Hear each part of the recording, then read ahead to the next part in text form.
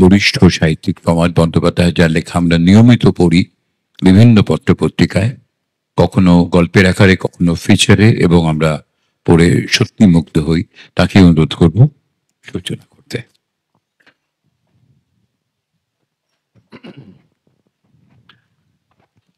আজকে আমাদের মধ্যে উপস্থিত হয়েছেন আক্ষরিক অর্থেই যাকে আমরা বলি একজন লিভিং লিজেন্ড, একজন জীবন্ত কিংবদন্তি। শীর্ষেন্দু মুখোপাধ্যায় সম্পর্কে ইন্ট্রোডাকশন দেওয়ার বা ভূমিকা করার খুব একটা প্রয়োজন নেই। এই উপমহাদেশেরই, শুধু আমাদের বাংলা সাহিত্যের নয়, এই উপমহাদেশেরই একজন প্রধান লেখক। তাকে আমরা আজকে পেয়েছি এবং জেলা প্রশাসনকে এর জন্য আন্তরিক ধন্যবাদ জানাই। কারণ নদিয়া সম্পর্কে যেটা বলা হয় যে নদিয়া শুধুমাত্র একটা জেলা না, এটা একটা সভ্যতার নাম। এবং সুনীতি কুমার চট্টোপাধ্যায় এই আমাদের এই নদিয়া জেলাকে বলেছিলেন যে অবিভক্ত বঙ্গের সাংস্কৃতিক রাজধানী 18 শতকের, এবং বাংলার হৃদয় ও মস্তিষ্ক, heart and mind of Bengal, undivided Bengal. এবং এখানে একটা যেটা সুনীতি কুমার ব্যবহার করেছিলেন যে 16 শতাব্দীতে চৈতন্যদেবের আবির্ভাবের পর কয়েকটি প্রজন্ম ধরে নদিয়া, কৃষ্ণনগর, শান্তিপুরের বাচন ভঙ্গিকে বাংলা ভাষার বাচন সৌন্দর্যের মাপকাঠি হিসেবে ধরা হয়। কবি নাট্যকার আমাদের এখানকার ভূমিপুত্র দ্বিজেন্দ্রলাল তার নাটকে নদিয়ার ভাষা ব্যবহারের কৈফিয়ত হিসেবে দুকাঠি উপর চড়ে কিছুটা সদর্পেই বলেছিলেন যে কৃষ্ণনগর ব্র্যাকেটের নদিয়াই পূর্বে বাংলার রাজধানী ছিল, সুতরাং কৃষ্ণনগরের ভাষাকেই সর্বসম্মতভাবে ভাষা বলিয়া সকলের মানিয়া লইয়া উচিত, কলকাতার ভাষা নয়। তো এখানে একটি জায়গায় একটা লিট ফেস্ট সাহিত্য উৎসব হচ্ছে, একটা ফুল হাউস। এটাই আমাদের শহরের কাছে এবং আমাদের নদিয়াবাসীর কাছে প্রত্যাশিত ছিল। তো আজকে প্রথমেই শীর্ষেন্দুবাবুকে প্রণাম জানাই সকলের হয়ে, এবং যে প্রশ্নটা দিয়ে শুরু করব, যে শীর্ষেন্দু মুখোপাধ্যায় যখন লিখন শুরু করেন সেই সময় থেকে, আমি খুব সংক্ষেপে প্রশ্নটা করব কারণ এত কথা বলা হয়েছে যে নতুন করে কিছু বলার নেই। আপনার এই যে আত্মনির্মাণটা, আপনার শীর্ষেন্দু মুখোপাধ্যায় হয়ে ওঠা পর্ব, আপনার সেই শুরুর স্ট্রাগল পিরিয়ডটা, আপনার ভাষা সংস্থানের যে প্রকল্পটি যখন আপনি শুরু করছেন, তখন সেই সময়ের কথা যদি আমরা একটু শুনতাম। শুরুরও তো একটা শুরু থাকে।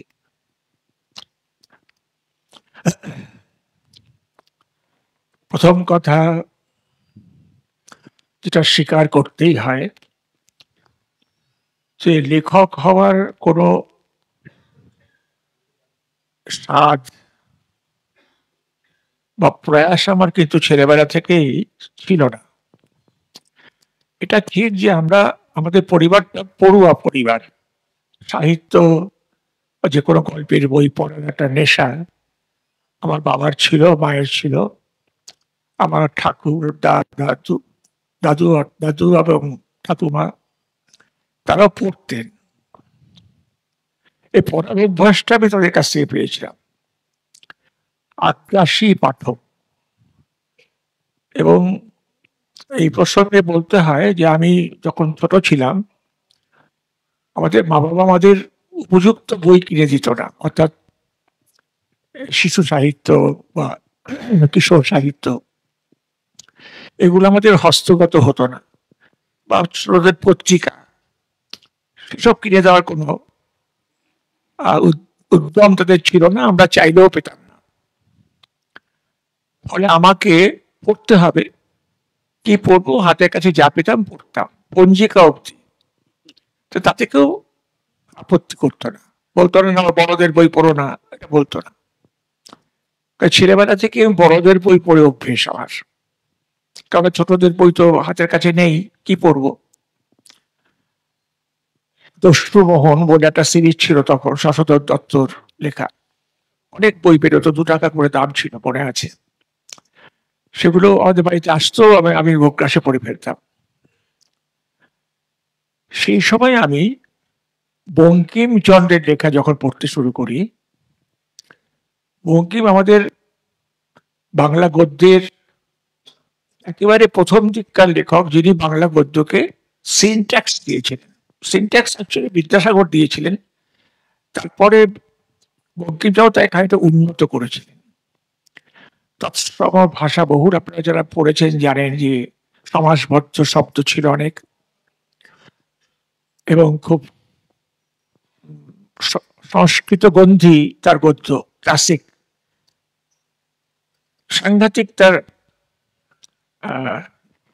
কি বলবো, তার ঐশ্বর্য। তো এই ক্লাসিক ভাষাটি আমাকে সম্মোহিত করে ফেলেছিল। বঙ্কিমের গদ্য পড়ে আমি একদম, যাকে আধুনিক ভাষায় বলা যায় ফিদা, সে ফিদা হয়ে গিয়েছিলাম যে এ কি, এরকম অসাধারণ গদ্য হয়। তখন সব শব্দের অর্থ বুঝতাম এমন নয়, আন্দাজ করে নিতাম। আর তখন এই বঙ্কিমের অনুকরণে আমি কিছু কিছু লেখা শুরু করি ওই বঙ্কিমের মতো করে। অর্থাৎ বঙ্কিমচন্দ্রকে আমার প্রথম গুরু ধরা যায়। তো সেই যে প্রয়াসটা ছিল, সেটা সাহিত্যিক হওয়ার প্রয়াস নয়, বঙ্কিমের শিষ্য হওয়ার প্রয়াস। তারপরে তো আরো অনেকের গদ্য, ভাষা এবং গল্প, গল্প বলার যে টেকনিক, শরৎচন্দ্র, আজ এই শরৎচন্দ্রের মতো এত অসাধারণ গল্প বলা, এটা আমরা খুব একটা পাইনি শরদিন্দু বন্দ্যোপাধ্যায় ছাড়া। শুরু থেকেই শরৎচন্দ্র একদম ভেতরে টেনে নেন, যে কোনো বই পড়তে শুরু করলে একবার ছাড়া যায় না। তো এই গল্প বলার যে টেকনিক, এটা অনেকের ভিতর লক্ষ্য করেছি, মুগ্ধ হয়েছি, এবং নিজে নিজে খানিকটা মক্ষ করেছি। তাও বলি যে খেলোয়াড় হওয়া, সরি, সাহিত্যিক হওয়ার কোনো ইচ্ছে আমার ভিতরে ছিল না। খেলাধুলো করতাম, দুষ্টুমি করতাম, খুব পড়তাম ওই গল্পের বই, পড়ার বই নয়। ছাত্র ভালো ছিলাম না। আর আস্তে আস্তে যখন জীবন গড়াতে লাগলো, তখন দেখলাম যে একে একে সব ইচ্ছেগুলো, সম্ভাবনাগুলো নিভে যাচ্ছে। এক সময় মনে হলো যে ডাক্তার হওয়া হবে না, ইঞ্জিনিয়ার হওয়া হবে না, তাহলে আমি হবটা কি? এই হবটা কি, এটা আমার ভেতরে বরাবর ছিল। আমি কি হব? ভবিষ্যৎ অন্ধকার বলে মনে হতো। তো লেখালেখি এক সময় ছেড়েও দিয়েছিলাম, সব লিখতাম, বক্স করতাম, ছেড়েও দিয়েছিলাম। আবার যখন বেশ যুবা বয়স, এমএ পড়ি, তখন বন্ধু বান্ধবদের পাল্লায় পড়ে একটু আধটু লিখতে শুরু করলাম। সেই সময় আমার লেখা প্রথম দেশ পত্রিকায় প্রকাশিত হয়। তারও পিছনে অনেক ইতিহাস আছে। একটা জিনিস শুধু আমি আপনাদের বলতে পারি, যে আমি খুব পরিশ্রমী বরাবর, যেটাই করি, যার প্রতিভা থাকে না তার পরিশ্রম থাকে, পরিশ্রম দিয়ে সে প্রতিভার অভাবটাকে পূরণ করার চেষ্টা করে। আমারও সেইটাই ছিল, যে আমি পরিশ্রম করতে পারতাম এবং পরিশ্রম করতে পরান্মুখ ছিলাম না। আর সেই সময় যখন আমার লেখা ছাপা হতে শুরু করলো, আমার তখন মনে হয়নি এমন কথা যে এবার আমি যা খুশি লিখতে পারি। অর্থাৎ ভাষা নিয়ে যা খুশি করা, এটা আমার কখনো মনে হয়নি। যে কোনো একটা গল্প লিখে ফেললেই তো হয়, এটা রামের সুমতি বা একটা গুপ্তধন রবীন্দ্রনাথের মতো লিখে ফেলবো, এরকমটা মনে হতো না। মনে হতো যে আমি যা লিখছি তা যেন অন্যের মতো না হয়, আর সকলের মতো না হয়, যেন একটু অন্য রকম হয়, যেন আমি বাংলা ভাষাটার ভেতরে যে গুপ্ত ঐশ্বর্য আছে, লুকিয়ে থাকা যে সমস্ত অলংকার আছে, সেগুলোকে যেন আবিষ্কার করতে পারি। আপনারা দেখেছেন যে যারা মাছ ধরেন তারা ছিপ ফেলে বসে থাকেন যে কখন একটা মাছ এসে টোকা দেবে, টোপ খাবে। তো সেই রকম আমি শব্দের জন্য বসে থাকতাম। আমার কাছে এই পরিচিত শব্দগুলোকে মনে হতো আলুনি।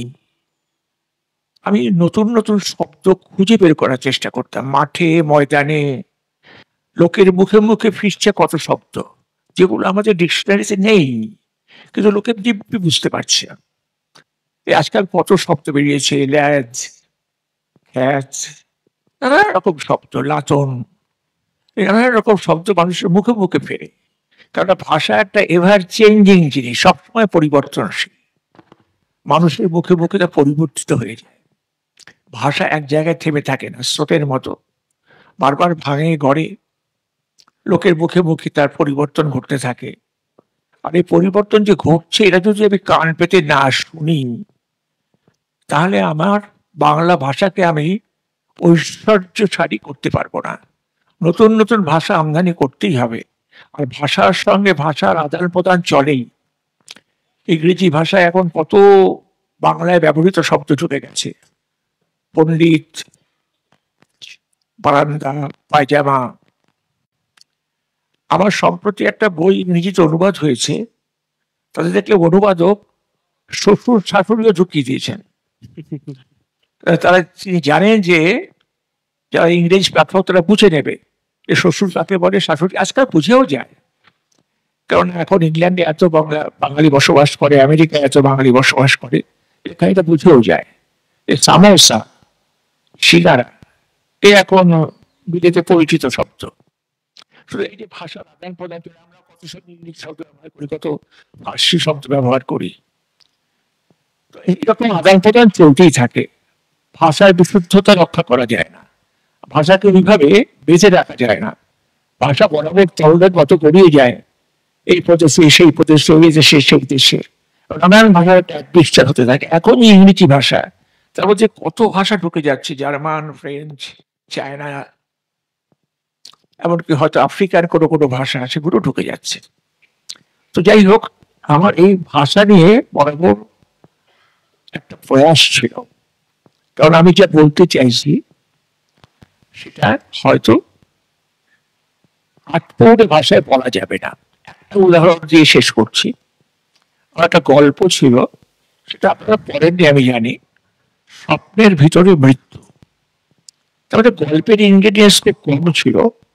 একটা লোক অফিস থেকে বেরোলো, সারা সন্ধ্যে সে রাস্তায় রাস্তায় ঘুরলো, রাত্রিবেলা সে মারা যাবে। এটুকুই গল্প, আর কিছু গল্প নয়।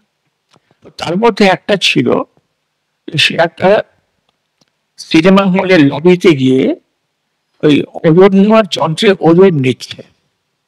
তো ওজন নেওয়ার যন্ত্রে পয়সা ফেরার পর সে ওজন নেওয়ার যন্ত্র যেন অ্যানিমেটেড হয়ে গেল, অর্থাৎ মানুষের মতো হয়ে গেল। তার ভিতরে নানা রকম লিভার ওটা নামা করছে, ও তারপরে টিকিট বেরিয়ে আসছে। এই যে একটা যন্ত্রের অ্যানিমেটেড হয়ে যাওয়া, জীবন্ত হয়ে যাওয়া, এই জিনিসটা দেখার সময় আমি দেখলাম যা সাধারণ ভাষায় সম্ভব নয়। নানান রকম ভাবে ভাষাকে উল্টে পাল্টে আমি বদলাতে লাগলাম। তারপরে এক সময় প্রায় 2.25 বছর লেগেছিল ওই জায়গাটাকে মেরামত করতে। তারপরে সেটা আমার মোটামুটি পছন্দসই হলো, গল্পটা বেরোলো। হয়তো লোকে তেমন বললো না বা জনপ্রিয় হলো না, কিন্তু আমার এইটাই স্যাটিসফ্যাকশন যে আমি যা লিখতে চেয়েছিলাম সেটা লিখেছিলাম। এই ভাষা নিয়ে আমার এইরকম একটা ছুট মার্গ আছে। এটুকুই আপনাকে বললাম। তারপরে তুমি যদি অন্য আলোচকরাও তো আছেন, তাদের কথা বলতে হবে, আমি একা বলে গেলে তো হবে না। এবার আমাদের মধ্যে উপস্থিত সুমন ভট্টাচার্য। আচ্ছা, তিনি পেশায় অধ্যাপক এবং নেশায় একজন লেখক। হ্যাঁ? নেশায় একজন লেখক। আচ্ছা আচ্ছা। সুমন বাবুর একটা জিজ্ঞাসা ছিল, সেটা সুমন বাবু যদি আপনি রাখেন। দেখুন, ওই আপনার লেখা পড়ছি 1976 ক্লাস 1, সেই সময় থেকে মনোজদের অদ্ভুত বাড়ি বেরোচ্ছে আমাদের স্কুল জীবনের শুরু, এবং আমরা সেই সময় থেকে বলা বাহুল্য প্রত্যেকেই আপনাকে বলেছেন অপেক্ষা করে থাকতাম এবং এখনো থাকি। হ্যাঁ, তা সেটা প্রত্যেকের সঙ্গে সে আনন্দটা ভাগ করে নিলাম। আমি জিজ্ঞাসা করছি একটু অন্য জায়গা থেকে। আপনার বিষয়ে প্রথম যে লেখাটা পড়েছিলাম বিমল করের ওই আমি ও আমার তরুণ লেখক বন্ধুরা, 1981-82 শিলাদিত্যতে বেরোতো। তা ওইখানে আপনার বিষয়ে অনেকখানি কথা ছিল, এবং তারপরে হিমানীশ গোস্বামী লেখায় লিখেছিলেন যে আপনারা আড্ডার সময় আপনি অনায়াসে আড্ডা দিতে দিতেও লিখে যেতে পারতেন। হিমানীশ বাবু লিখেছিলেন যে অনায়াসে আড্ডার মধ্যে আড্ডা চলছে, আপনি আড্ডাও দিচ্ছেন, লিখেও যাচ্ছেন। হ্যাঁ, এই যে বিষয়গুলো এবং আপনার যে একটা অদ্ভুত জগৎ, এই যে আপনি বললেন শব্দ তৈরি করা, অনেক শব্দকে শিখেছি এবং ব্যবহার করি কথায় কথায়, যে বলেন লাতন করে। একটা কদিন বছর দুয়েক আগেকার একটি গল্প লিখেছিলেন, ওই ভেজপুরি কেটে রাখছি। হ্যাঁ, এবং সেই লোকটি বলছে ভাই কি চাকর যাবি, বড় মাত্র আসবে। এই যে পরিস্থিতিগুলো, অথবা ওই কাগজের ব্যাংকে মানকে বলে সাবাস। হ্যাঁ, তারপরে ওই বলছে কিন্তু কবেটা লম্বা খুশি মারেগা হারে মনে পাবে না। হ্যাঁ, এই যে বিষয়গুলো, এইগুলো ভাবনা চিন্তা এগুলো লেখকের কিভাবে আছে সেটা জিজ্ঞাসা করা বৃথা, অত্যন্ত অন্যায়।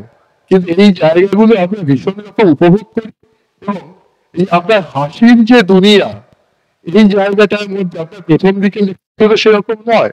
এবং আমি যতদূর পড়েছি আমি জানি, মানে আমার মেবি আই এম রং, যে ওই কলকাতা বিশ্ববিদ্যালয় একতায় আপনার একটি গল্প বিকেলের মৃত্যু, হ্যাঁ, সেটি খুব ক্রুড গল্প ছিল।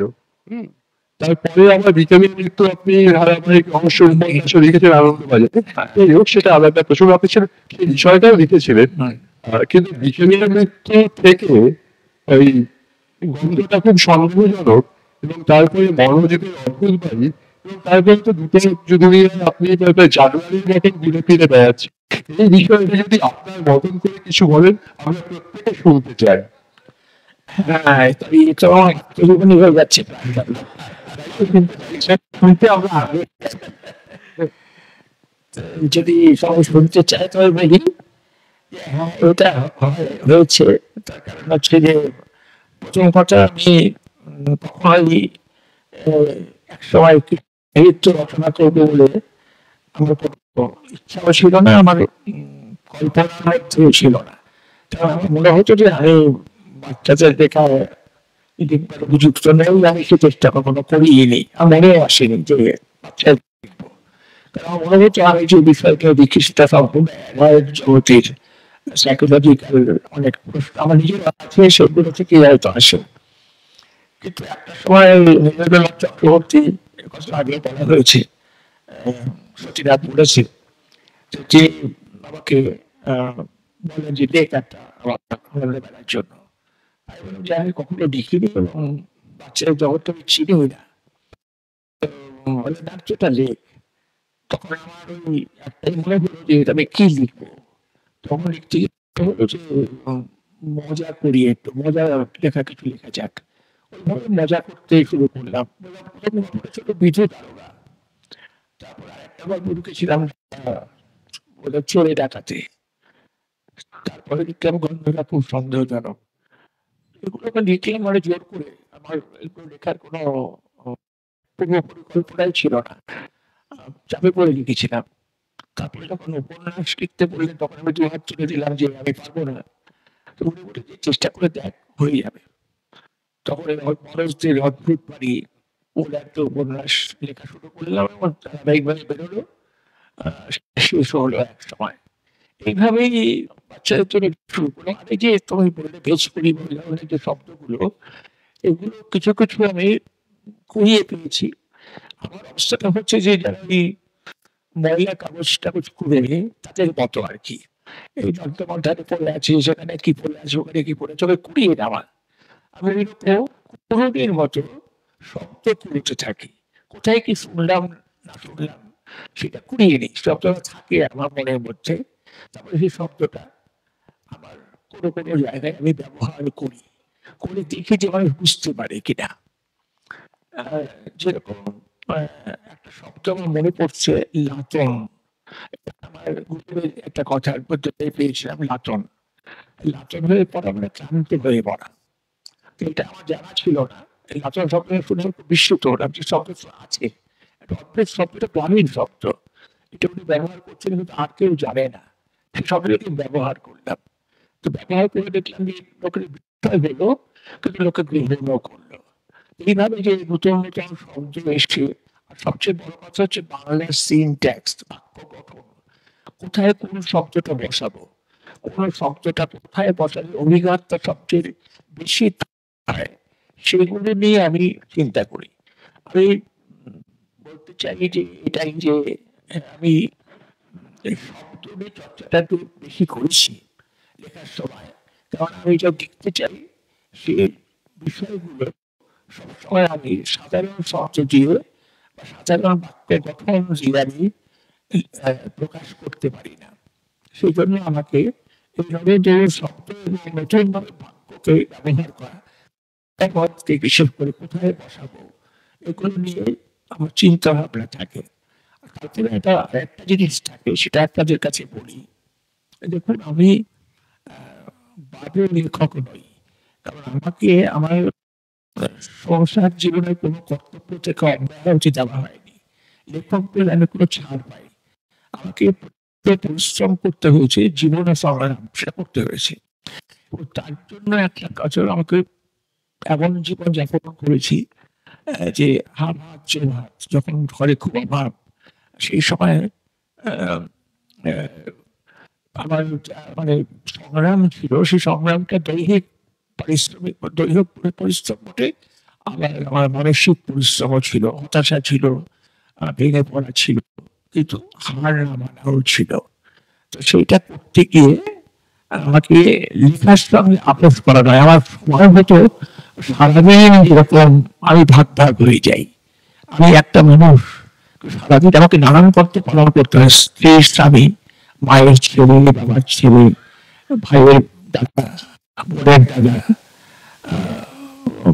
স্কুলে আমি একজন কর্মচারী, এরকম এরকম বিভিন্ন ভূমিকায় তো আমাকে ভাগ হয়ে যেতে হয়। আমি একটা মানুষ থাকি না, নানান মানুষ হয়ে যাই। যখন বাজারে যাচ্ছি তখন আমি যখন পুরোটা থেকে মাছিয়ে দেবো, তখন ভূমিকায় নানান রকম ভূমিকা আমাদের আছে। তখন রাত্রে হয়, যখন আমার সময় হয়, যখন কেউ আমাকে ডাকবে না, আমাকে কেন প্রয়োজন হবে না, সবাই ঘুমিয়ে পড়েছে, এই সময়টা একা হই।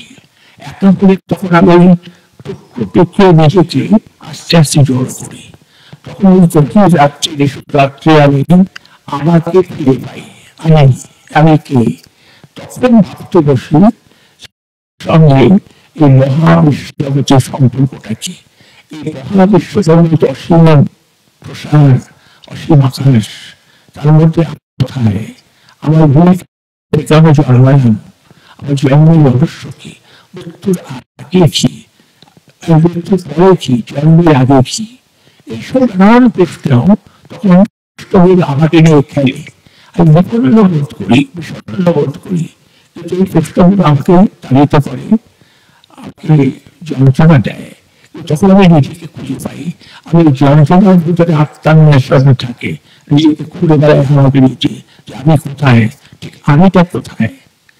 এই সবই আমার লেখার মধ্যে চলে আসে নিজেকে নিয়ে প্রশ্ন, নিজের আইডেন্টিটি খুঁজে বেড়ানো। যেরকম আমাকে যে পূর্ব আমার একটা গল্প আছে, তার মধ্যে আইডেন্টিটি ক্রাইসিস। একটা লোক সে বুঝতে পারছে যে তাকে লোকে পাত্তা দিচ্ছে না, দেখছে না, দেখেও চিনতে পারছে না, একবার দেখছে পরের মুহূর্তে ভুলে যাচ্ছে। সেরকম নতুন স্ত্রীকে নিয়ে সে নিউ মার্কেটে গিয়েছিল একবার। নিউ মার্কেটে মজা করার জন্য স্ত্রীর সঙ্গে ছেড়ে দিয়ে সে একটু দূরে সরে গেল, লুকিয়ে রইল। আর স্ত্রী তখন হারিয়ে গেছে, স্বামীর সঙ্গে নেই, আর নতুন এসছে কলকাতায়, সে তখন পাগলের মতো স্বামীকে খুঁজছে। তখন স্বামীর মায়া হলো, সে গিয়ে স্ত্রীর সামনে দাঁড়ালো, হাসি মুখ করে, স্ত্রী তাকে চিনতে পারলো না, তাকে ভালো হয়ে চলে গেল। আবার তার সঙ্গে দেখা হলো, স্ত্রী চিনতে পারলো না, তৃতীয় চিনতে পারলো না। তখন সে ভয় পেয়ে বুঝতে পারলো যে আমার স্ত্রী আমাকে চিনতে পারছে, তাই আমার অর্ডিনারি, যে আমার স্ত্রী আমাকে মনে না থাকে। তখন সে স্ত্রীকে ধরে বলে, আমি তোমার স্বামী। তখন স্ত্রী বলে, তুই এরকম মজা আর কখনো করো না। বুঝতে পারছি প্রকৃত মানুষের মধ্যে একটা এমন এমন বৈশিষ্ট্যহীন মানুষ যে হারিয়ে যাচ্ছে, তার প্রিয়জনটাকে চিনতে পারছে না, চেনা মানুষটাকে চিনতে পারছে না। আইডেন্টিটি ক্রাইসিস আমাদের মধ্যে কিন্তু আছে। আমরা ভয় পাই যে আমাদের প্রিয়জনও আমাদের একসময় চিনতে পারবে কিনা, টের পাইবে কিনা, সমাদর করবে কিনা, সেটা পরের কথা। চিনতে পারছে তো, এটা হচ্ছে আসল কথা। যাই হোক, এইসব গল্প আমার মাথায় এসেছে। তো অনেকে এক সময় যখন আমার লেখা কেউ কেউ পড়তেন, তখনকার পাঠক তারা একেবারেই পছন্দ করতেন না, তারা আমাকে প্রত্যাখ্যান করেছিলেন। আমার খুব ভয় হয়েছিল যে আমার লেখক হিসেবে আবিষ্কার বোধহয় খুব বেশি দিন নয়, আমাকে প্রত্যাখ্যান করতে, আমাকে চলে যেতে হবে, লেখা বন্ধ করে দিতে হবে। ভাগ্য ভালো যে আস্তে আস্তে আস্তে আস্তে কেউ কেউ আস্তে আস্তে আমার বার্তা পৌঁছেছে তাদের কাছে। আমি যে লেখার বিরুদ্ধে বলি, সারা দাও সারা দাও, আমার লেখা কি কারো কাছে পৌঁছলো? আমি জনপ্রিয়তা চাইনি, প্রতিষ্ঠা চাইনি, টাকাও চাইনি লিখে। আমি শুধু চেয়েছিলাম আমি যে ভাবছি, আমি যে বলতে চাইছি, আমি যে অনুভব করছি, তাকে তোমরা অনুভব করছো? তোমরা কি আমার সাথে সাথিয়া? তোমরা কি আমার মনের সঙ্গী? আমার মনের সঙ্গে তোমার মন কি মেলে? আমার এই প্রশ্ন। আর একটা জিনিস আছে আমার লেখার মধ্যে, সেটা অকপটে আপনাদের বলি। আমি একবার বলেছিলাম একটা জায়গায়, all my letters are love letters, all of my writings are love letters to you. আমার সমস্ত লেখাই হচ্ছে আপনাদের উদ্দেশ্যে প্রেরিত আমার প্রেম পত্র, আমার ভালোবাসার চিঠি। আমি শুধু লেখার বিরুদ্ধে জানাতে চাই যে আমি আপনাদের ভালোবাসি, আমি পৃথিবীকে ভালোবাসি, আমি জীবনকে ভালোবাসি। বারবার এইটা মানুষকে জানাতে চাই। আমার বাবা যখন মৃত্যু হলো, শ্মশানে শায়িত, বাবার কপালে গিয়ে চুমুকে, খুব রাগী মানুষ ছিলেন, অত্যন্ত ব্যক্তিত্ববান ছিলেন, অত্যন্ত কাজের মানুষ ছিলেন। আমার সঙ্গে কথা বলে তার সময় হতো না, ভীষণ ভয় পেতাম বাবাকে। সারা জীবন বাবার কাছাকাছি ঘেসে জ্বালাতে যেত, গল্প টল্প করতে পারিনি, কথাই বলতে ভয় পেতাম। মৃত্যুর পর তার মাথায় চুমু খেয়ে পড়েছিলাম, কপালে চুমু খেয়ে পড়েছিলাম। সারা জীবন আমি যে তোমাকে কত ভালোবেসেছি সেটাকে তুই বুঝতে পেরেছিলি। বাবার কোনো জবাব দেননি, কিন্তু প্রশ্নটা আমার ছিল, আমি যে কত ভালোবাসলাম তোমাকে সেটাকে তুই বুঝতে পেরেছিলি? এটাও এই পৃথিবীর কাছে আমার প্রশ্ন, আমি যে কত ভালোবাসলাম এই পৃথিবীকে, এই পৃথিবী বুঝতে পেরেছিল? এইটুকুই আমার লেখা, আমার জীবন যাপন। একটা প্রশ্ন ছিল, সেটার উত্তরটা পেয়ে গেলাম। আপনার প্রত্যেক উপন্যাসেই একটি পিতৃসত্তা আসেন, আপনার প্রত্যেকটি লেখাতেই একটি পিতৃসত্তা আসেন, দেখা দেন। যাও পাখিতে ব্রজেন লাহিড়ী, দূরবীনে হেমকান্ত কৃষ্ণকান্ত ধ্রুব, এবং যেখানে ব্রজেন লাহিড়ী বলছে, বাবা তোমার গায়ের গন্ধটুকু পেতে চেয়েছিলাম, বা কৃষ্ণ জীবন এসে বাবাকে আম গাছের চারাটা এনে দিচ্ছে দেশের মাটি থেকে, এটা আমার বারবার মনে হয়েছে। তা সেটা আজকে উত্তরটা পেয়ে গেলাম।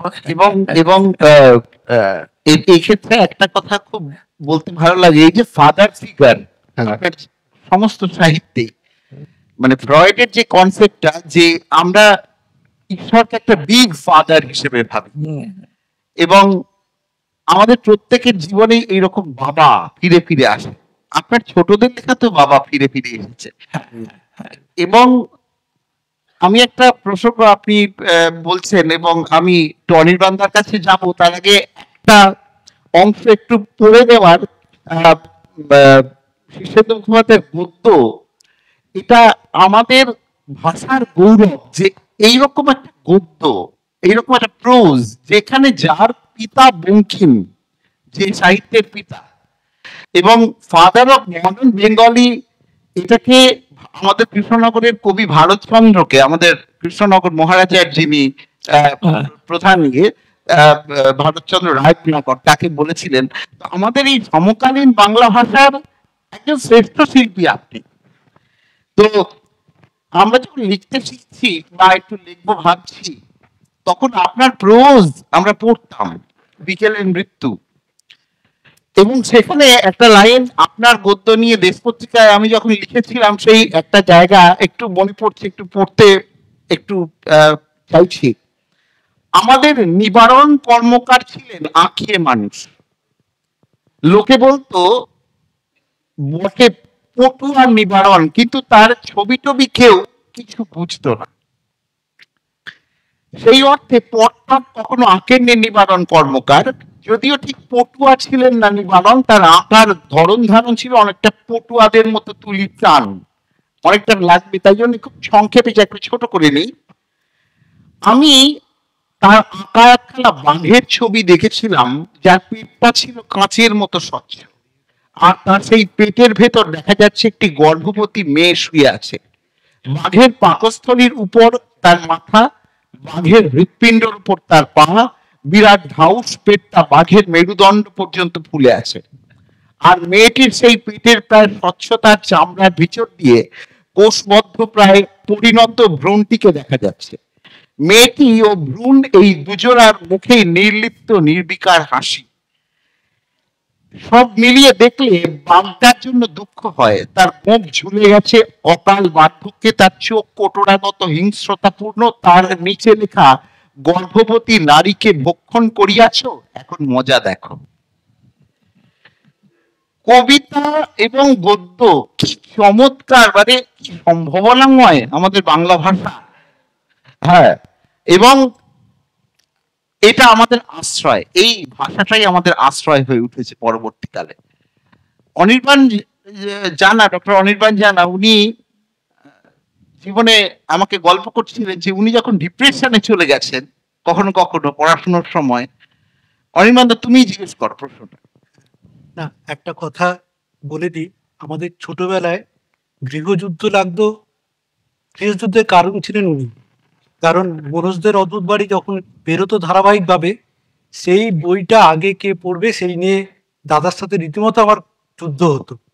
এবং সেই যুদ্ধগুলো এখনো বাড়িতে লেখা এলে, স্যারের লেখা এলে গৃহযুদ্ধ বাড়ে বেঁধে যায় আমি এবং আমার স্ত্রীর মধ্যে কে আগে পড়বেন। কিন্তু এইটির বাইরে আমি একদম ডাক্তার হিসেবে একটা জিনিস মানে অনুভব করেছি যে একটা সেরকম বিখ্যাত লেখা নয়, নানা রঙের আলো বলে একটা উপন্যাস আমি পড়েছিলাম। সেই উপন্যাসটায় যে খারাপ লোকটা, সেও তারও একটা ভালো, সেও একটা শেষ হচ্ছে ভালো দিক করে, যে গুন্ডা সেও একটা ভালো, আর যে ভালো তার তো ভালো হচ্ছেই। বইটা পড়ে অনেক রকম ভাবে ইন্সপায়ার্ড হয়েছিলাম। তারপর থেকে আপনাদের বলি যে আমি যতবার ডিপ্রেশনে গিয়েছি বইটার ধুলো ছেড়ে আমি বার করতাম, নানা রঙের আলো পড়তাম। এমএস পরীক্ষার আগে, ভয়ঙ্কর এমএস পরীক্ষার আগে দিন রাত্রে কোথায় সার্জারি করবো না বসে বসে নানা রঙের আলো পড়েছি। এইটি কি সচেতনভাবে করেছেন নাকি এটা এসে গেছিল, নাকি এটা করা উচিত লেখকদের, কি মনে হয় স্যার? আমার একটাই দুর্ভাগ্য যে আমি কিছু ভেবে তো লিখি না। আসলে আমাকে কে লেখায় সেও আমি বলতে পারি না, কারণ আমার ওই নিজের কাছে নিজেকে মনে হয় প্রতিভাহীন। আমার সেরকম কোনো প্রতিভা নেই। তবে কোনো গল্প আমি আগাগোড়া ভাবতে পারি না আগে থেকে। এমনকি একটা ছোট গল্প লিখতে বসি, সেটা কোন দিকে যাবে, কোথায় গিয়ে শেষ হবে, কি বার্তা দেবে মানুষকে, সেটাও আমার ভাবা থাকে না। আমি খুব ক্যাবলা মানুষ, একেবারেই ক্যাবলা। আমার মা খুব বলতেন যে তুই হাঁটিস যখন তখন তোকে মনে হয় এত ক্যাবলার মতো হাঁটছিস, কখন অ্যাক্সিডেন্ট করবি বাবা, কোথায় গাড়ি ঘোড়া এসে তোর ঘাড়ে পড়বে, ভয় পেতেন। সেরকম আর কি আমি মনে মানুষ, ঘুরে ঘুরে বেড়াই, করি সে করি, এটা দেখি সেটা দেখি, রাস্তায় দাঁড়িয়ে ওই সাপ খেলা দেখছি, বা লোকে মারামারি করছে তাই দেখছি, কেউ ঝগড়া করছে তাই হা করে শুনছি, আবার দোকানের পাশে দাঁড়িয়ে শোকেস দেখছি, হয়তো কেউ এসে বলে আরে আপনি অমুক না, তো চমকে উঠলাম, ওরে বাবা দেখে ফেলেছে নাকি আমাকে, আমার তো মনে থাকে না যে আমি ঠিকই ঠিকই, এরকম একটা মানুষ আর কি। তো যেটা বলছিলাম যে লেখার সম্পর্কে আমার আগে থেকে কোনো অগ্র চিন্তা থাকে না। আগে থেকে ভেবে আমি লিখতেই পারি না, প্লট ভাবি না, স্কিম ভাবি না, গল্প ভাবি না। তো লিখতে শুরু করি কিভাবে? একটা লাইন ভাবি, যে কোনো একটা লাইন যদি মাথায় আসে, একটা লাইন এলো যে প্রেমের ভিতরেও আছে ভিটামিন, এই লাইনটা দিয়ে আমি একটা গল্প শুরু করেছি, সেটা যাও পাখি হবে। যাও পাখি। ওইটা দিয়ে একটা উপন্যাস শুরু হলো। তারপরে কি লিখবো আমি জানি না, তারপর ওই লাইনটা দেখে আস্তে আস্তে লিখতে শুরু করলাম। তারপরে দেখি আপনার থেকে একটা উপন্যাস তৈরি হতে লাগলো। তখন আস্তে আস্তে আমি এগোতে লাগলাম। অর্থাৎ গল্পের পিছু পিছু আমি হাঁটি, গল্প আমার পিছনে পেছনে হাঁটে না। আমি গল্পকে তৈরিও করি না, মানুষগুলোকে দেখতে পাই সামনে, চোখের সামনে। তো এইভাবে আমি লিখি আর কি। সুশান্তদা, ওই উনি যেরকম নানা রঙের আরো ব্যবহার করছেন, সবারই একটা ভালো দিক আছে। এর মধ্যে গল্প আপনি লিখেছিলেন লামডিং এর আশ্চর্য লোকেরা। হ্যাঁ। লামডিং, দোমোহানি, এই জায়গার নামগুলো আপনার বারে বারে গল্পের মধ্যে ফিরে ফিরে এসেছে। যেমন এই দোমোহানির আপনি গন্ধটা খুব সন্দেহজনক প্রসঙ্গ এলো, গন্ধটা খুব সন্দেহজনক বা লামডিং এর আশ্চর্য লোকেরা, এগুলি কি আপনার দেখা কিছু লোক, যেটা বলছিলেন এক্ষুনি, হ্যাঁ। সেই লোকগুলোকেই আপনি আপনার গল্পের মধ্যে ঢুকিয়ে নিয়েছেন? এখন কথা হচ্ছে যে এগুলো আমার ছেলেবেলার সঙ্গে জড়িয়ে আছে। কেননা আমার দুটো ব্যাপার, একটা অভিশাপ, একটা আশীর্বাদ। বাবার চাকরি, বাবার চাকরিটা একদিক দিয়ে আমার অভিশাপ, কেননা বাবা বারবার বদলি হতেন। আর বদলি হলে কি হয়, এখানে বন্ধু বান্ধব হয়ে গেছে, স্কুলে পড়ছে, স্কুল চেনা হয়ে গেছে, পরিবেশটাকে ভালোবেসে ফেলেছি, বাবা বদলি হলেন। তখন মাথায় বজ্রাঘাত হতো, এই বন্ধুদের ছেড়ে যাব কি করে, এত সব প্রিয় বন্ধু, চেনা দেখা সব বন্ধুরা রয়েছে, তাদের সঙ্গে কত গুলতি, ক্রিকেট খেলা থেকে শুরু করে বড় খেলা, মারাপিট সবচেয়ে করছি, সেই তাদের ছেড়ে আমাকে চলে যেতে হবে, এটা অভিশাপ। তবে চেনা জায়গা ছেড়ে চলে যেতে হবে, নতুন জায়গায় গিয়ে আবার নতুন করে বন্ধু করতে হবে, নতুন করে সেই জায়গাকে চিনতে হবে, এটা অভিশাপ। কিন্তু আমরা ওই কলকাতা থেকে শুরু করে প্রথমে বিহার, কাটিহার, তারপরে মাইল জংশন, দোমোহানি, ময়মনসিং, আসাম, আমিনগাঁও, পান্ডু, বদরপুর, এই যে নিরন্তর আমরা বদলি হয়ে যাচ্ছি, এতে আমার লেখাপড়া বারোটা পাচ্ছিল, কারণ স্কুলিং নেই, কোনো বড় জায়গায় স্কুলই নেই, বারবার পড়াশোনা ছুট হয়ে যাচ্ছিল। কিন্তু তাতে অনেক আমার পড়াশোনার ক্ষতি হয়েছে, ক্যারিয়ারের যদি তার সাথে ক্ষতি হয়েছে। কিন্তু একটা জিনিস লাভ হয়েছে, সেটা হচ্ছে এত মানুষ দেখেছি, এত টোপোগ্রাফি দেখেছি, অভিজ্ঞতা বেড়েছে। এত প্রকৃতি দেখেছি, এত বিভিন্ন রকমের মানুষের সংস্পর্শে আসা হয়েছে, যে সেইগুলো আমার জীবনে একটা আশীর্বাদ।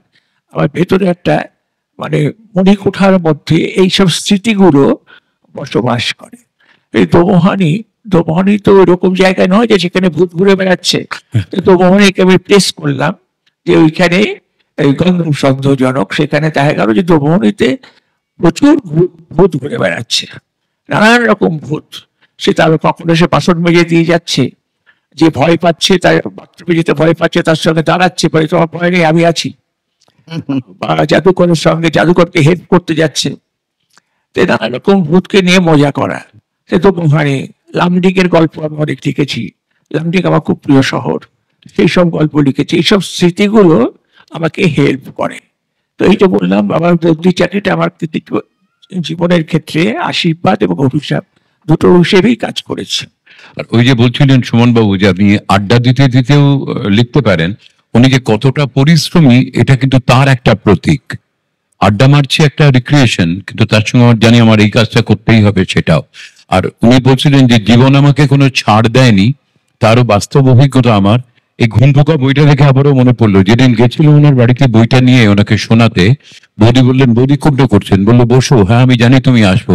ও একটু বাজারে গেছে, প্রায় 45 মিনিট পরে শিক্ষানন্দ, ও তুমি এসে গেছো? আসলে আমার তো মানে বাজারটা করতে একটু সময় যায় জানো, মানে রোজ দিন তো যেতে পারি না, এই রোববারটা যাই, অনেক খুঁজে পেতে এটা ওটা করে যথেষ্ট সময় নিয়ে বাজার করা।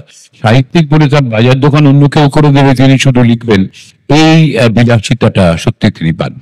এবং ভালোবাসতেন বাজার করতে। বললেন আমি অনেক দূর চলে গেছিলাম জানো, ওই শর্মার দোকানের পনিরটা বড় ভালো করে, ওইটা গিয়ে নিয়ে এলাম।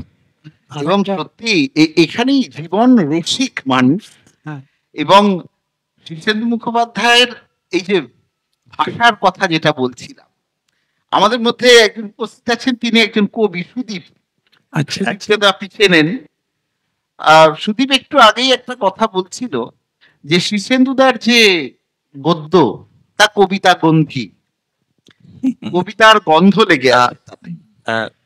এবং সিন্ধুদা এবং নদিয়া জেলা প্রশাসনকে আমার আন্তরিক ধন্যবাদ যে আমাকে এই সুযোগ দেওয়ার জন্য। আসলে আমি এই অধ্যাপক, চিকিৎসক এদের মধ্যে বসে নিজেকে না কিরকম একটা ভয় লাগছে, কিন্তু এই আপনি যখন ক্রমাগত এই কথা বলে যাচ্ছেন, এই কথা বলে যাওয়ার মধ্যে যে বলছেন আপনি শব্দের জন্য আমি প্রতীক্ষা করি, এই কথাটা আমাকে কোথাও একটা আশ্রয় দিচ্ছে। মানে আমি ভাবছি যে আমার যিনি স্বপ্নের লেখক, আমার যিনি স্বপ্নের জাদুকর, তিনি যদি শব্দের জন্য অপেক্ষা করেন, তাহলে আমরা তো বিশেষত শব্দের জন্য অপেক্ষা করি, সবসময় অপেক্ষা করি, কবিতার জন্য অপেক্ষা করতে হয়।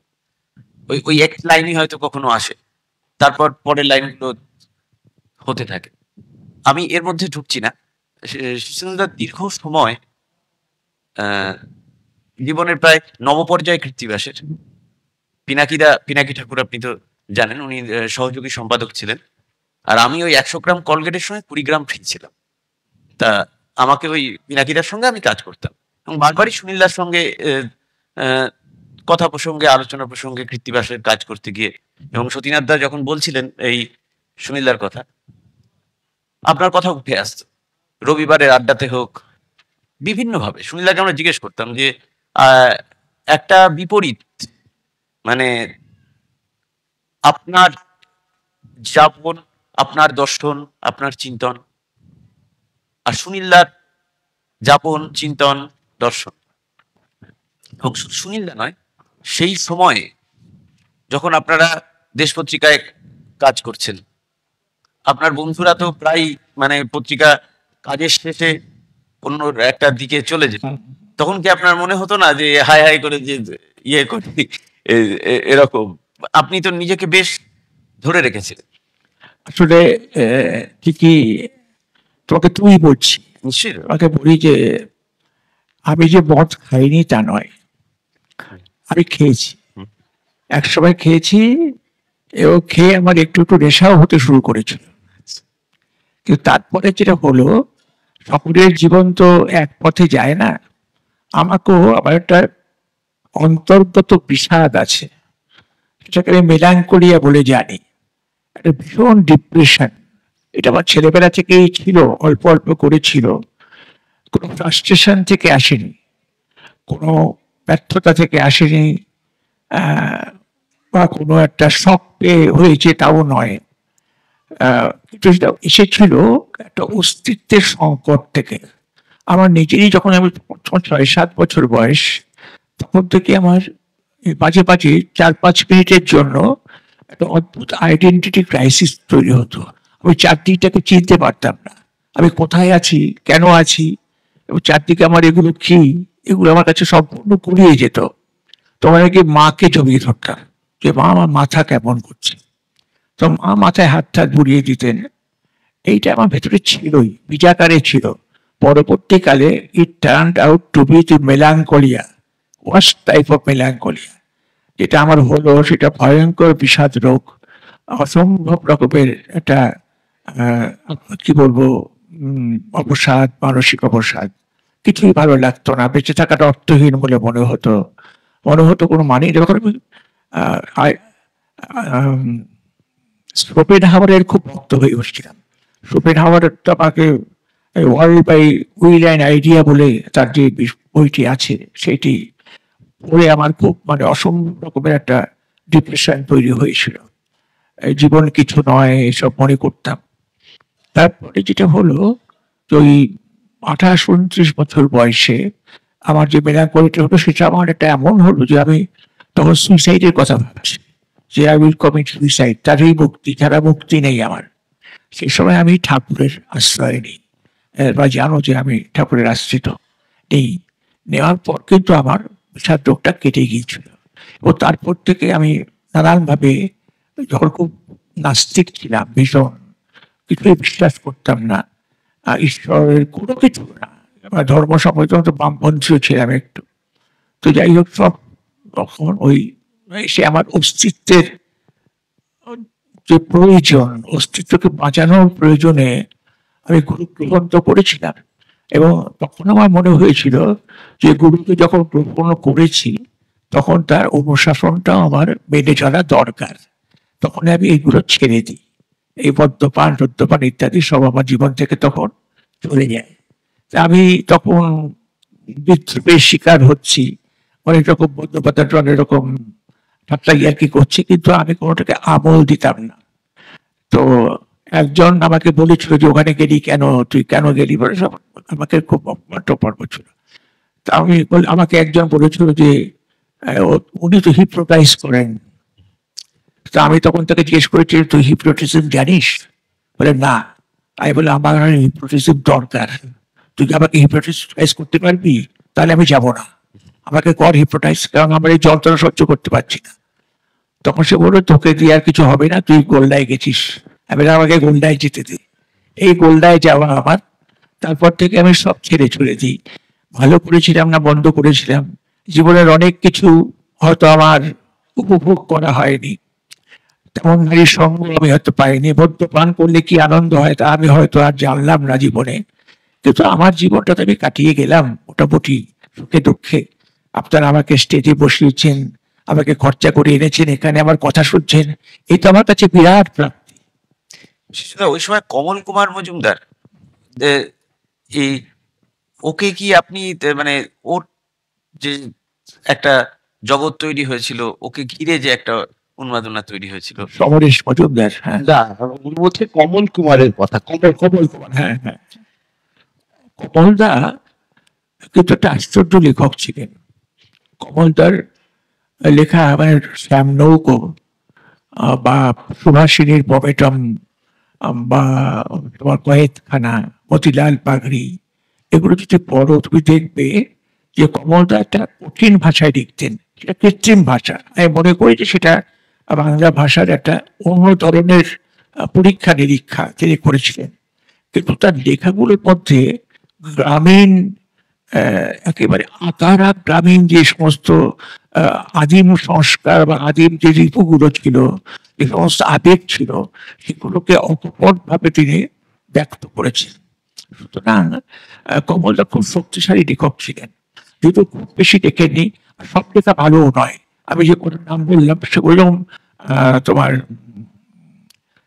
অন্তর্জলি যাত্রা টাত্রা এই সমস্ত লেখা যদি পড়ো দেখবে যে আশ্চর্যভাবে ওই র বাংলা যেটা আর কি আকারা, যে বাংলাদেশ, বাংলাদেশে যে মাটি ভূমি সবকিছু উঠে আসছে, সেটা একটা আশ্চর্য জগৎ তৈরি করে, এ বিষয়ে সত্য নেই। এবং এই যে অস্তিত্বের যে সংকট এবং এই যে সুইসাইডাল টেন্ডেন্সি এবং মেলানকলিয়া, এই সবকিছু ট্রান্সফার্ড হয়ে ঘুনপোকান একদম এবং মানব জমিন একদম থেকে শুরু করে সমস্ত আপনার যেগুলো সেরা লেখা। আর যে আমাদের এখানে এসপি সাহেব রয়েছেন আইপিএস, উনি আপনার মালয়ালামে যে মানস বসুন্ধরা, যেটা মালয়ালামে অনুবাদ, সেটিও পড়েছেন ওর ছোটবেলায়। অর্থাৎ আমি বলতে চাইছি যে রবীন্দ্রনাথ, বঙ্কিম, শরৎচন্দ্রের পরে বহু পঠিত লেখক সারা ভারতবর্ষেরই, তার মধ্যে আপনি একজন। এবং আপনি শৈলী নিয়ে এত রকমের খেলা করেছেন। আমি একটু ঐশী প্রভার কাছে একটুখানি যাবো, একদম নবীন। ও শৈলীর পরিপ্রেক্ষিতে আপনাকে একটা প্রশ্ন রাখতে চাই। হ্যাঁ নিশ্চয়ই। অনেক ধন্যবাদ তমালদা। আমি আজকে বড়দিন, সবাইকে শুভেচ্ছা জানাই এবং মঞ্চে সমস্ত গুণী মানুষ এবং স্যার আপনাকে প্রণাম জানিয়ে আমি প্রশ্নটা রাখছি। আমরা দেখেছি যে একজন সাহিত্যিকের লেখার মধ্যে একটা নির্দিষ্ট শৈলী থাকে, যার কারণে সেই সাহিত্যিকের নাম অনেক সময় আমরা না পড়লেও বুঝতে পারি যে এটা ওনার লেখা। কিন্তু আমি যখন ছোট থেকে বড় হচ্ছে, আপনার উপন্যাসের সঙ্গে পরিচয় হচ্ছে আমার, তখন আমি দেখছি যে আপনি যেন শৈলী নিয়ে পরীক্ষা নিরীক্ষা করছেন। মানে কখনো আমি দেখছি যে সেখানে গ্রাম বাংলার পরিবেশ, বাঁশ ঝাড় আসছে, একটা সবুজ রং, আবার কখনো দেখছি একটা রুক্ষ শেড মানব জমিনের মতন।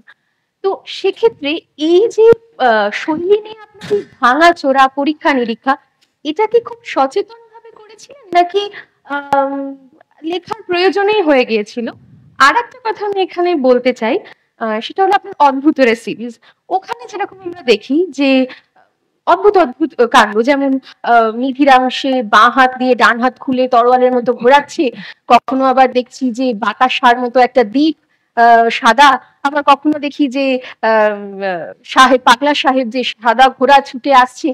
এই যে একটা পরাবাস্তব আধি মানে একটা মানে অতিলৌকিক একটা অবাস্তব বা আধি দৈবিক এই যে বিষয়গুলো আছে, এগুলো কি কোনো ভাবনা থেকে এসেছিল নাকি পুরোটাই আর্ট ফর আর্ট সেক, মানে এই এই এই জায়গা থেকে? মানে এটা আমার জানবার খুব ইচ্ছা।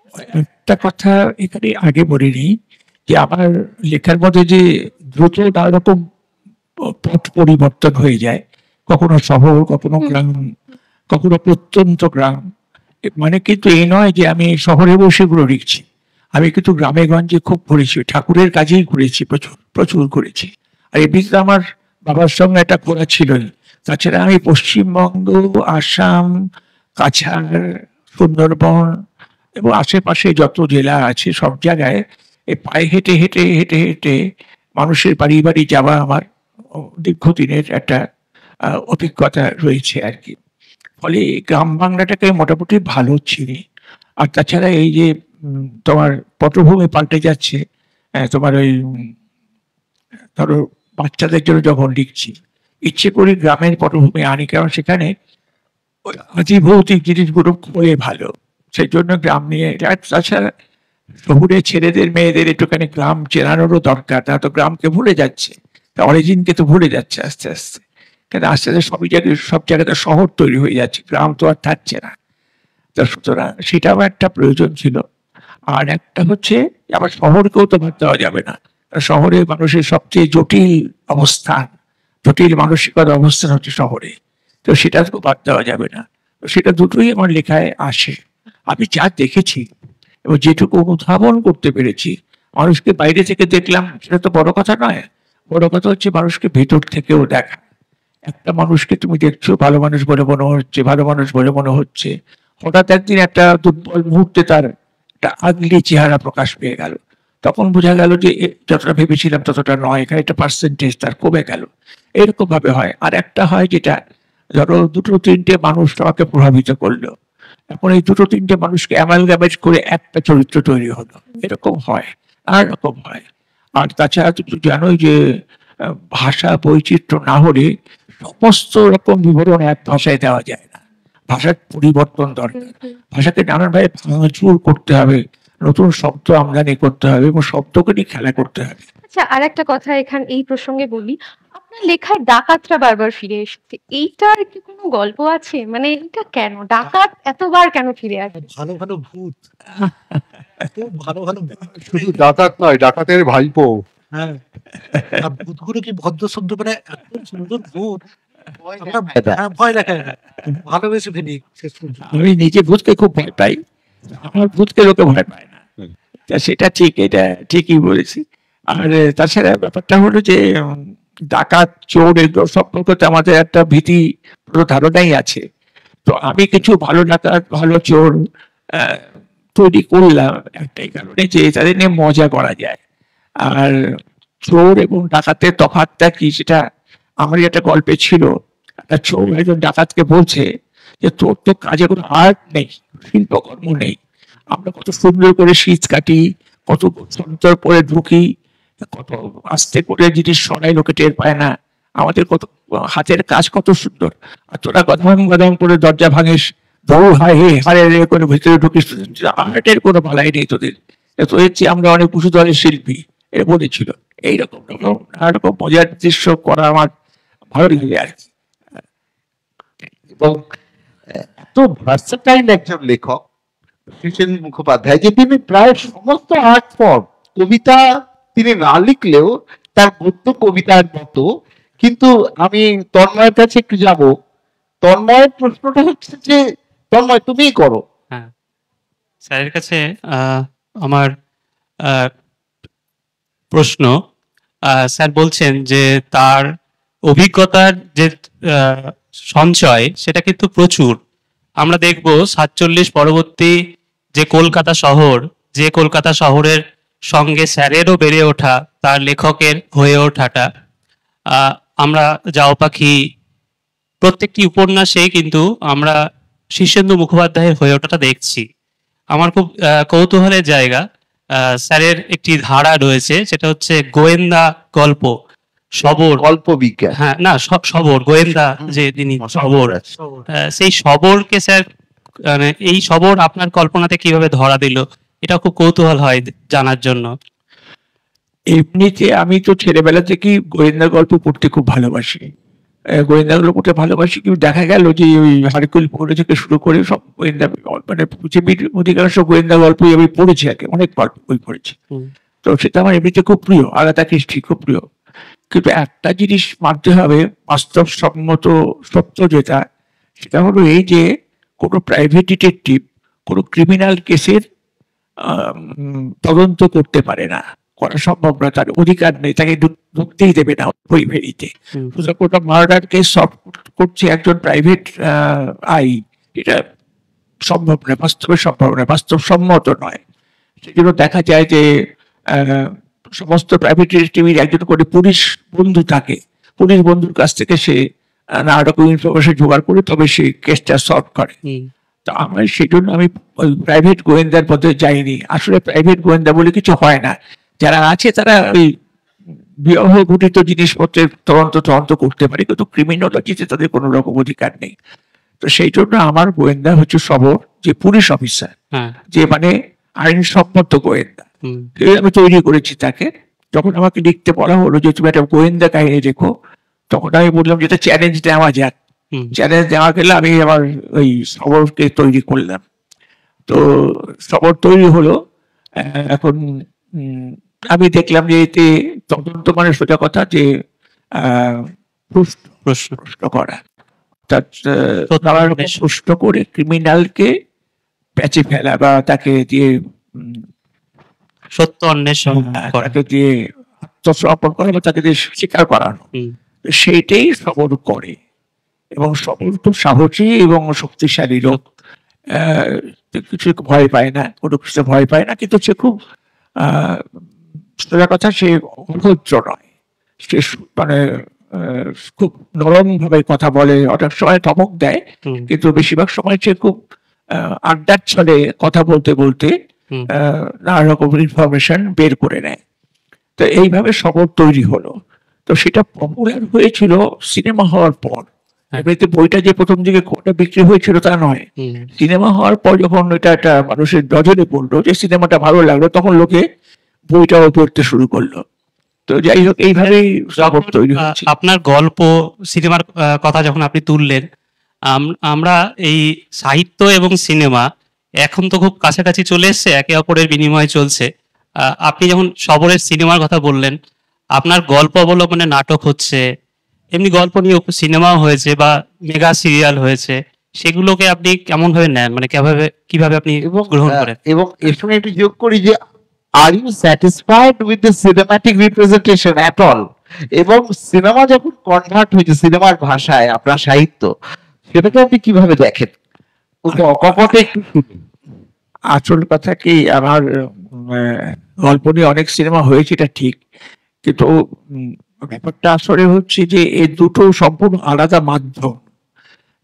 একটা সাহিত্য যেটা, সেটা হচ্ছে সাবজেক্টিভ, সেটা পড়তে পড়তে মানুষ কল্পনা করতে থাকে, কল্পনা নানা রকম ভাবে সে জিনিসটাকে তৈরি করে। যেরকম আমি পথের পাঁচালী পড়তে পড়তে হরিহরের একটা ছবি ভেবে নিচ্ছি, সর্বজয়ের একটা চেহারা ভেবে নিচ্ছি, অপুর একটা চেহারা ভেবে নিচ্ছি, দুর্গার একটা চেহারা ভেবে নিচ্ছি। তো আমি যত বড় হব তত এই ছবিগুলো পাল্টে যাবে, বারবার করবো, বারবার এই ছবিগুলো পাল্টে যাবে, কল্পনা শক্তির একটা উত্থান হবে। সিনেমা দেখতে গেলে সেটা হয় না। সিনেমা তো দ্বিমাত্রিক, ছবিতে দেখিয়ে দিচ্ছে এই হচ্ছে সর্বজয়া, এই হচ্ছে হরিহর, এই হচ্ছে অপু, ওটা ছাড়া ভাবা যাবে না, অন্য কিছু ভাবা যাবে, ইমাজিনেশনকে হেল্প করে না। সুতরাং সিনেমার সঙ্গে উপন্যাসের অনেক পার্থক্য, দুটো আলাদা, একটা সাবজেক্টিভ, একটা অবজেক্টিভ। এই অবজেক্টিভ জিনিস করতে গেলে গোটা উপন্যাসটাকে সিনেমায় আনা যাবে না। যেগুলো সত্যজিৎ পারেননি, তিনি অল্প একটু নিয়ে পথের পাঁচালী করেছিলেন, সেটা খুব গ্রহণ বর্জন করতে হয়। সিনেমার উপন্যাসে কতটুকু নেব, কতটুকু বর্জন করব, এটা হচ্ছে একজন স্থিতধী পরিচালকের কাজ। তিনি ঠিক মতো চিত্রনাট্য রচনা করবেন, অর্থাৎ কতটুকু নেবেন, কতটুকু বর্জন করবেন, এটা তার কাজ। সেইভাবে সে এটা তিনি করেন এবং তাতেই ভালো ভালো সিনেমা তৈরি হয়। আমার কাছে যখন পরিচালকরা আসেন সিনেমা, আমি তখন ওইটা অনুমতি দিয়ে দিই যে তোমরা ইচ্ছে করে পাল্টাতে পারো, আমার মেসেজটা পাল্টে দিও না, কিন্তু ইচ্ছে করে তোমরা গল্পটাকে পাল্টাতে পারো, তোমাদের প্রয়োজনের মতো পাল্টে নিও। তারপরে হয়, কিন্তু আমি নিজের সিনেমা দেখতে কখনোই যেতে চাই না, জোর করে নিয়ে গেলে কখনো দেখি, কিন্তু এমনিতে আমি অনেক সিনেমাই আমি দেখিনি। স্যার সতীনাথদাকে একটা কথা বলি, সতীনাথদা ঘুণ পোকার দেখছিলাম যে উনি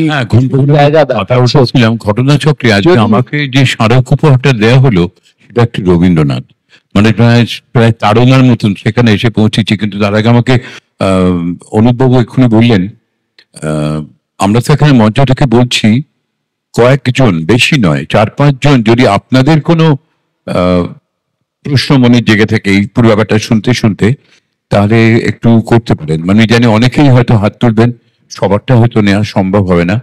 আমি দেখছি অনুপবাবু মাঠে নেমে পড়েছেন ইতিমধ্যেই, যে কেউ যদি বলতে চান, কারোর যদি সেরকম কোনো প্রশ্ন থাকে।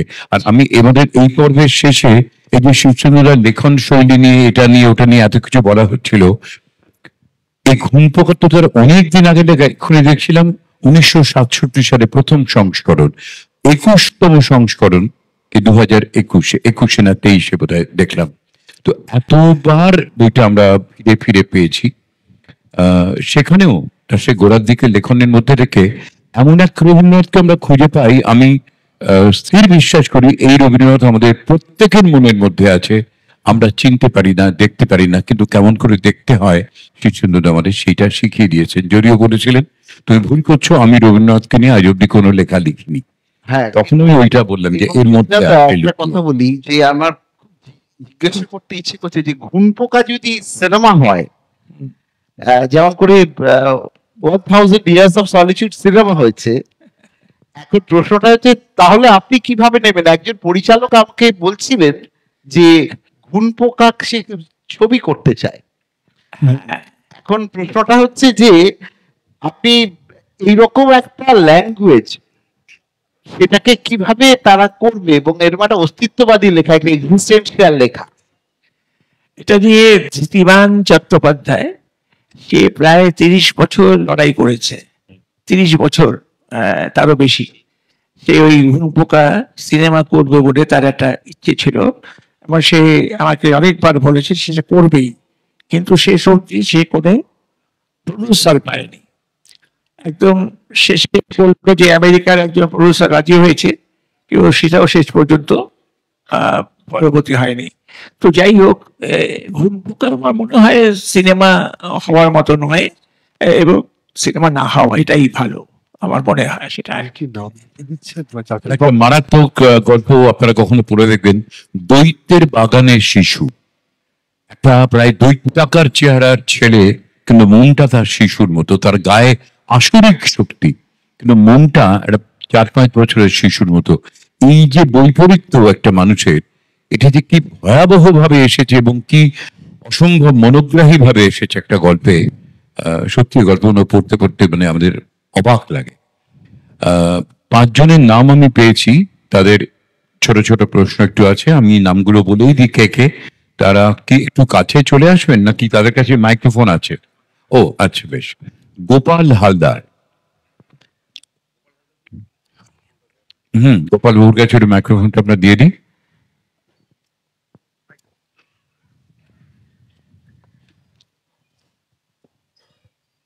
বরেণ্য বর্ষিয়ান সাহিত্যিক, অজস্র প্রণাম জানাই আপনাকে। সাহিত্য বহির্ভূত আমার একটা জিজ্ঞাসা, সেটা হচ্ছে আপনি যে পর্যায়ে পৌঁছে গেছেন সেখানে আপনার সহধর্মিনীর ভূমিকাটা যদি একটু বলেন। একটা ঘরোয়া কোশ্চেন। আপনার সহধর্মিনী, সাধারণত সহধর্মিনীর যে ভূমিকা হয় যেটা আর কি, সেটা হচ্ছে যে অনুপ্রাণিত করা, অনুপ্রেরণা দেওয়া হতে পারে। কিন্তু আমার সহধর্মী যে আমার লেখা পছন্দ করতেছে ঠিক আছে, কিন্তু তিনি মাঝে মাঝে বলতেন যে আমার ছেলেবেলা থেকে একটা খুব ইয়ে ছিল যে আমি কোনো কেরানিকে বিয়ে করবো না। আমি একজন লেখককে বিয়ে করলাম। কেরানি তো অফিসে 10টা 5টা কলম পেয়েছে, কিন্তু আমার স্বামী তো বাড়িতে এসেও কলম পেশা। এ তো কেরানিকেই বিয়ে করা হলো। আরো খারাপ হলো, কেরানির তো একটা অব্যাহতি আছে, কিন্তু এ তো অব্যাহতি নেই। এই সকালেও লিখছে, বিকেলেও লিখছে, রাতেও লিখছে, তাহলে সে কেরানিকেই বিয়ে করা হলো। এরকম একটা অনিচ্ছাটা আছে। তবে হ্যাঁ, এটা ঠিকই যে একটা লেখক যদি অনুপ্রেরণার জন্য অপেক্ষা করে তাহলে সে আর লেখক হতে পারবে না। কারণ প্রথমত অনুপ্রেরণা সবসময় আসে না, এবং সাধারণত ভাবা হয় যে লেখকের স্ত্রী হওয়া সেটা একটা খুব দুঃসহ ব্যাপার। হ্যাঁ, সেটা দুঃসহ। আমি বুঝতে পারতাম এটা, যে আমার স্ত্রী হয়ে আমার স্ত্রীর জীবনটা মোটামুটি খারাপই কেটেছে। উল্টো দিকেও একটা সাথী দিকে আমি বারবার বলতে শুনেছি সুনীলদাস থেকে, সুনীলদা যখনই একটুখানি ইয়ে হতেন, সাথী হতেন, সে আপনার উদাহরণ দিতেন যে তুমি শিষ্যেন্দুর মতো হতে পারো না।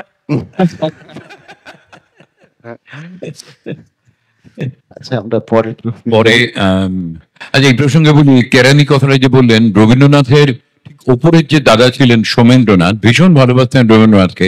তার একটু মস্তিষ্কের বিকৃতি ছিল, তো উনি বাইরে থেকে লোক ডেকে ডেকে এনে বলতেন যে আমাদের বাড়িতে না একটা কেরানি আছে, দেখবে, এসো এসো এসো বলে ওই বারান্দায় নিয়ে গিয়ে জানলা দিয়ে দেখো, ওই দেখো রবি আমার ভাই, দিন নেই রাত নেই একটা কেরানি খালি লিখেই চলেছে। তবে হ্যাঁ, কিন্তু লেখে খুব ভালো। তবে যখন পারে না আমায় দেয়, আমি ওর হয়ে লিখে দিই, ও সেগুলো নিজের বলে চালিয়ে দেয়।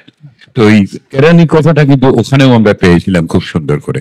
অর্ক দাস, তার প্রশ্ন। আচ্ছা, অর্কদার কাছে একটু মাইক্রোফোনটা। ধন্যবাদ জেলা প্রশাসনকে, আমাদের মধ্যে এরকম একজন, মানে আমরা নদিয়ার মাটিতে আপনাকে পেয়ে সত্যি খুব আনন্দিত। আমার প্রশ্ন হচ্ছে, আমরা যারা সংবাদ মাধ্যমের সাথে আছি, সব জায়গায় গেলে প্রচুর প্রশ্ন করি। আপনিও যখন গল্প লেখেন বা তৈরি করেন পটভূমিকায়, সেখানে কি আপনার মনে প্রচুর প্রশ্ন থাকে, দিয়ে গল্পটা বাড়ে?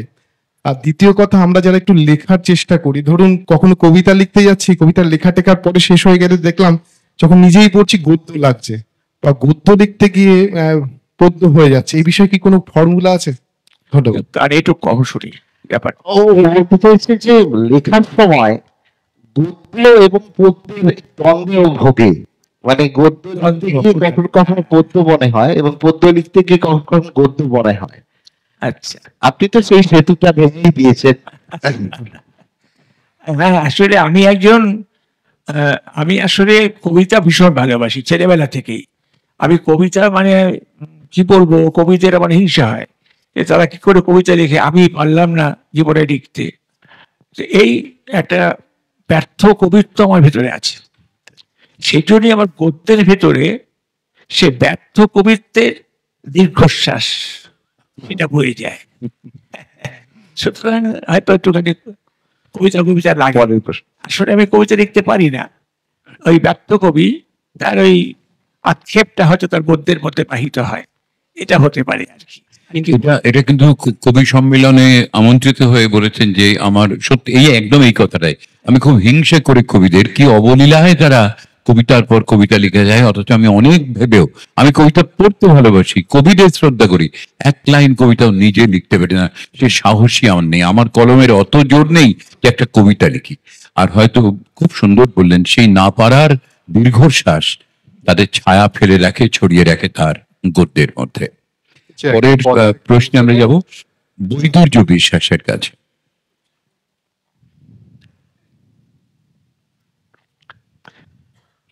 আচ্ছা, উনি প্রশ্ন করবার আগে একটা কথা একটু বলছি। মনোজদের অদ্ভুত বাড়িতে আপনি লিখেছিলেন এই ভজবাবুর গানগুলি লিখে দিয়েছেন নীরেন্দ্রনাথ চক্রবর্তী। হ্যাঁ, ভজবাবুর গানগুলি ওটা নীরেন্দ্রনাথ চক্রবর্তীর লেখা, সেটা উপন্যাসের শেষে লেখা আছে।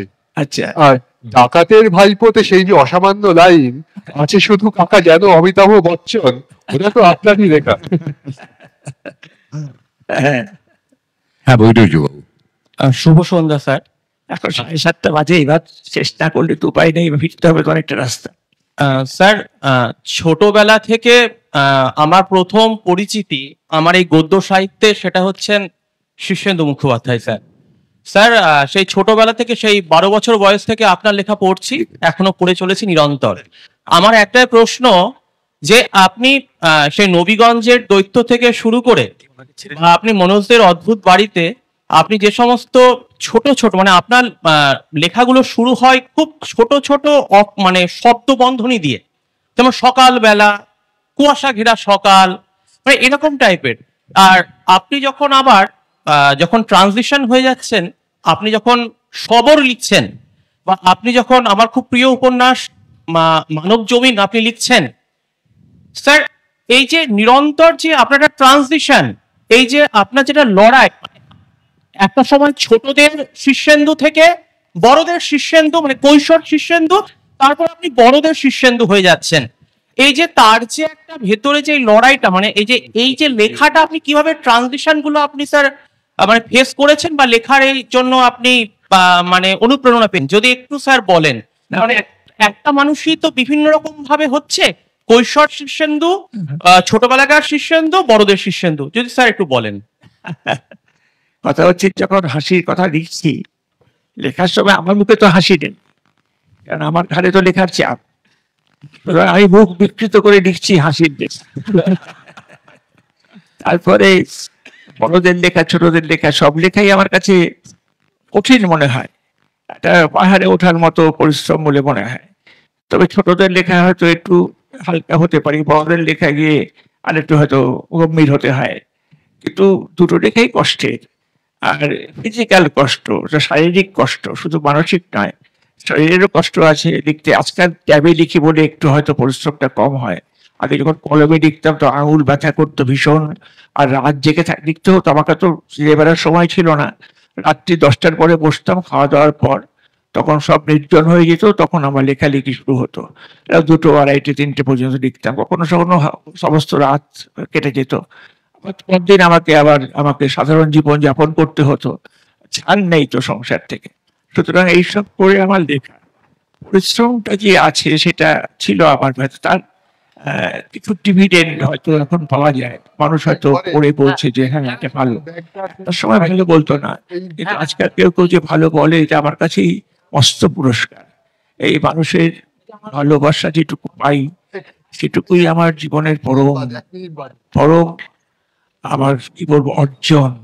এর চেয়ে বড় অর্জন আমার কিছু নেই। আর স্যার একটা কথা বলি, আমাদের বাড়িতে একটা তাক, সেই ছোটদের শীর্ষেন্দু, কৈশোর শীর্ষেন্দু এবং হচ্ছে বড়দের শীর্ষেন্দু, গোটা তাকটা ভর্তি থাকে স্যার। ধন্যবাদ স্যার আপনাকে পেয়ে। এটা জেনে আমাদের খুব ভালো লাগে। সংকলন মৌলিক একটু বলবেন। সংকলন মৌলিক, কি সুন্দর নামগুলো, বৈদুর্য বিশ্বাস, সংকলন মৌলিক। একটু এগিয়ে এসো। নমস্কার স্যার।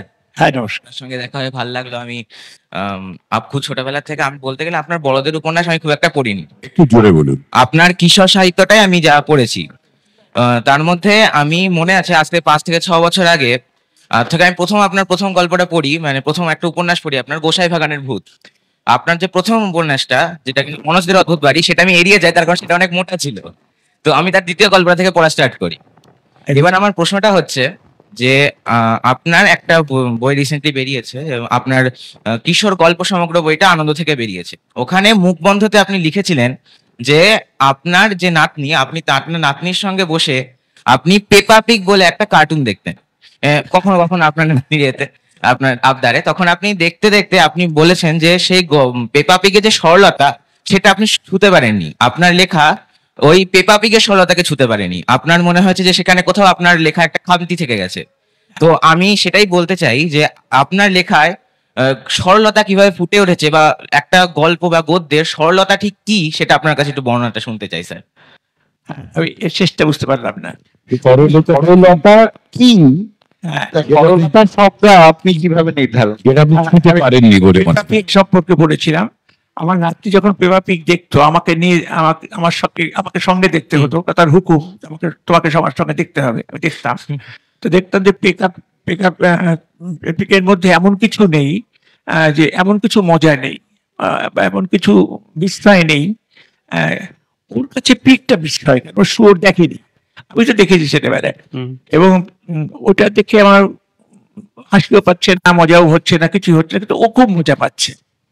তখন বুঝলাম যে আমি যে মানসিকতা নিয়ে ছেলে বাচ্চাদের জন্য লিখি, সেই মানসিকতা দিয়ে ওর জন্য রেখে যাবেন। অর্থাৎ আমি ওই 4-5 বছর বয়স থেকে 10 বছর বয়স অব্দি যে বাচ্চা দেয় তাদের উপযোগী লেখা, অর্থাৎ শিশু সাহিত্য যাকে বলে, সেটা আমার পক্ষে লেখা সম্ভব নয়। কারণ ওই মজাটা আমি সৃষ্টি করতে পারবো না। ওই জগৎটা এখনো আমার কাছে একটু অধরা আছে, এটা আমার মনে হয়েছিল। সেজন্য ওই পেগাপিক সম্পর্কে ওইটা বলেছিলাম। পেগাপিক বা বাচ্চারা খুব ভালোবাসে, যেহেতু তার মধ্যে কিছুই থাকে না, গল্পের ইন্ডিকেটার্স খুবই কম থাকে, একটু গড়িয়ে পড়ে গেলে মজাটা সামান্য মজা থাকে, কিন্তু তাই তারা খুব আনন্দ পায়। তারপরে যখন বড় হয় তখন আর পেগাপিক পড়বে না তারা, তখন আর পেগাপিকে তারা কোনো আনন্দ পাবে না, তারা অন্য হায়ার মজাতে চলে যাবে আর কি। বেশ অনঙ্গ মহলাদার এবং অনন্ত মহল। একটা কথা মনে পড়ছে, রবীন্দ্রনাথেরও তার নাতনির সঙ্গে কথোপকথন, মানে নাতনির সম, এবং সেখানে উনি বলেছিলেন যে সহজ করে লিখতে আমায় বলো, যে সহজ করে যায় না ভাই, সহজ। ঠিক ঠিক। এবং আচ্ছা, আমরা পরের প্রশ্নে আসি। স্যার নমস্কার।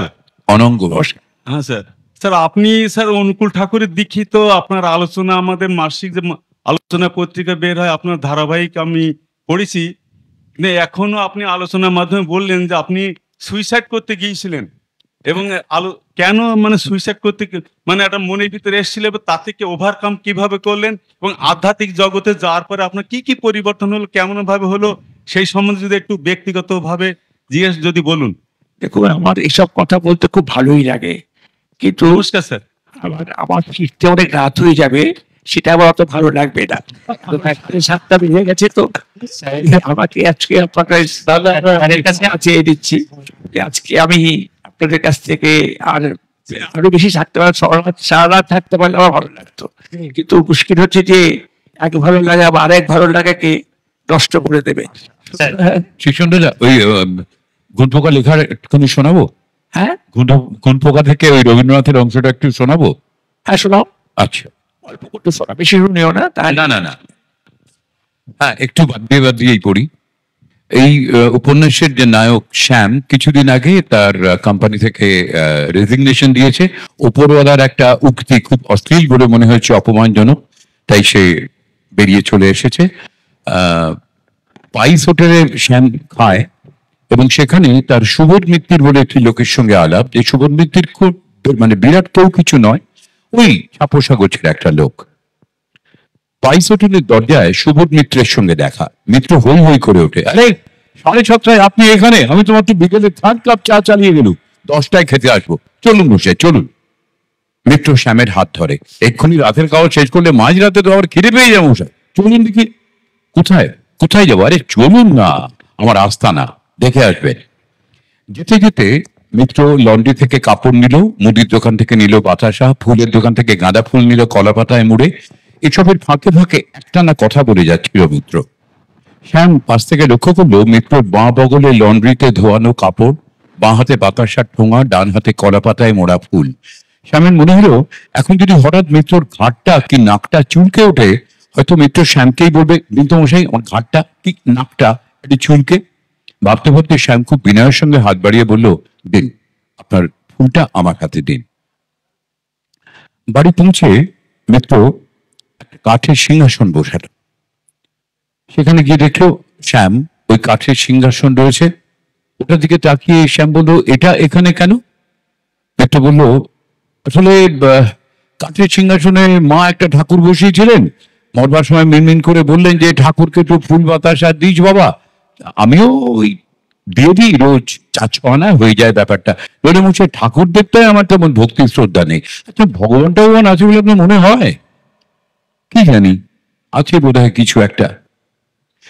শ্যাম ঘরের ভেতরে তাকিয়ে দেখলো অনেক ঠাকুর দেবতার ছবি টাঙানো, গোটা তিনেক ক্যালেন্ডার, ইজি চেয়ার, টেবিল, এখানে ওখানে স্তূপীকৃত বইপত্র, জ্যোতিষবিদ্যার 2টো পত্রিকা বিছানায় ওল্টানো, টেবিলে রবি ঠাকুরের ছবিতে একটা মালা পরানো, সামনে ধূপকাঠি স্ট্যান্ড, বিস্তর ধুলে জমেছে সর্বত্র। ঘরের জানলা মাত্র একটা, ভেতরের দিকে আর একটা দরজা। মিত্র বাঁ হাতের শার্টের বোতাম খুলতে খুলতে ডান হাতের দরজার ছিটকিনিটা নামালো। দ্রুত ধুতি শার্ট পাল্টে লুঙ্গিটা পরে নিল। একটা সময় ভেতরে গিয়ে চোখে মুখে জল দিয়ে এলো, হাতে পায়ে জল দিয়ে টেবিলের সামনে একটা আসন পেতে মেঝেতে বসে শ্যামকে হাত দেখিয়ে একটু অপেক্ষা করতে ইঙ্গিত করলো। শ্যাম লক্ষ্য করলো টেবিলের নিচে ঘুপচির ভেতরে একটা কাঠের ছোট্ট পালঙ্ক, সেখানে পেতলের গোপাল, মাটির কালী, রামকৃষ্ণ আর শারদামণির ছবি, একদিকে আলাদা করে পেতলের সিংহাসনে চকচক করছে শিবলিঙ্গ। ছোট থালায় গ্লাসে জল আর বাতাসা সাজিয়ে দিল মিত্র, ফুল ভাগ করে দিল সব দেবতাকে, তারপর চোখ বুঝে কয়েক সেকেন্ড বসে রইল। উঠে দাঁড়াতেই শ্যাম বলল, কি মন্ত্র বললেন? হ্যাঁ, বললাম ঠাকুর খাও। মাও ওই মন্ত্রই বলতেন। কিছু নামশাই এসব অভ্যেস, অনেকদিন ভুল করে একবার দেওয়া বাতাসা আবার দিয়েছি। জর্জারি হলে বিছানায় শুয়ে শুয়ে খুঁই খুঁই করে বলি ঠাকুর খাও। ঠাকুর তখন কি খায় কে জানে। তবে হ্যাঁ, প্রসাদী বাতাস আমি জমিয়ে রেখে কৌটোয়, বিকেলে মুড়ির সঙ্গে দিব্যি চলে যায়।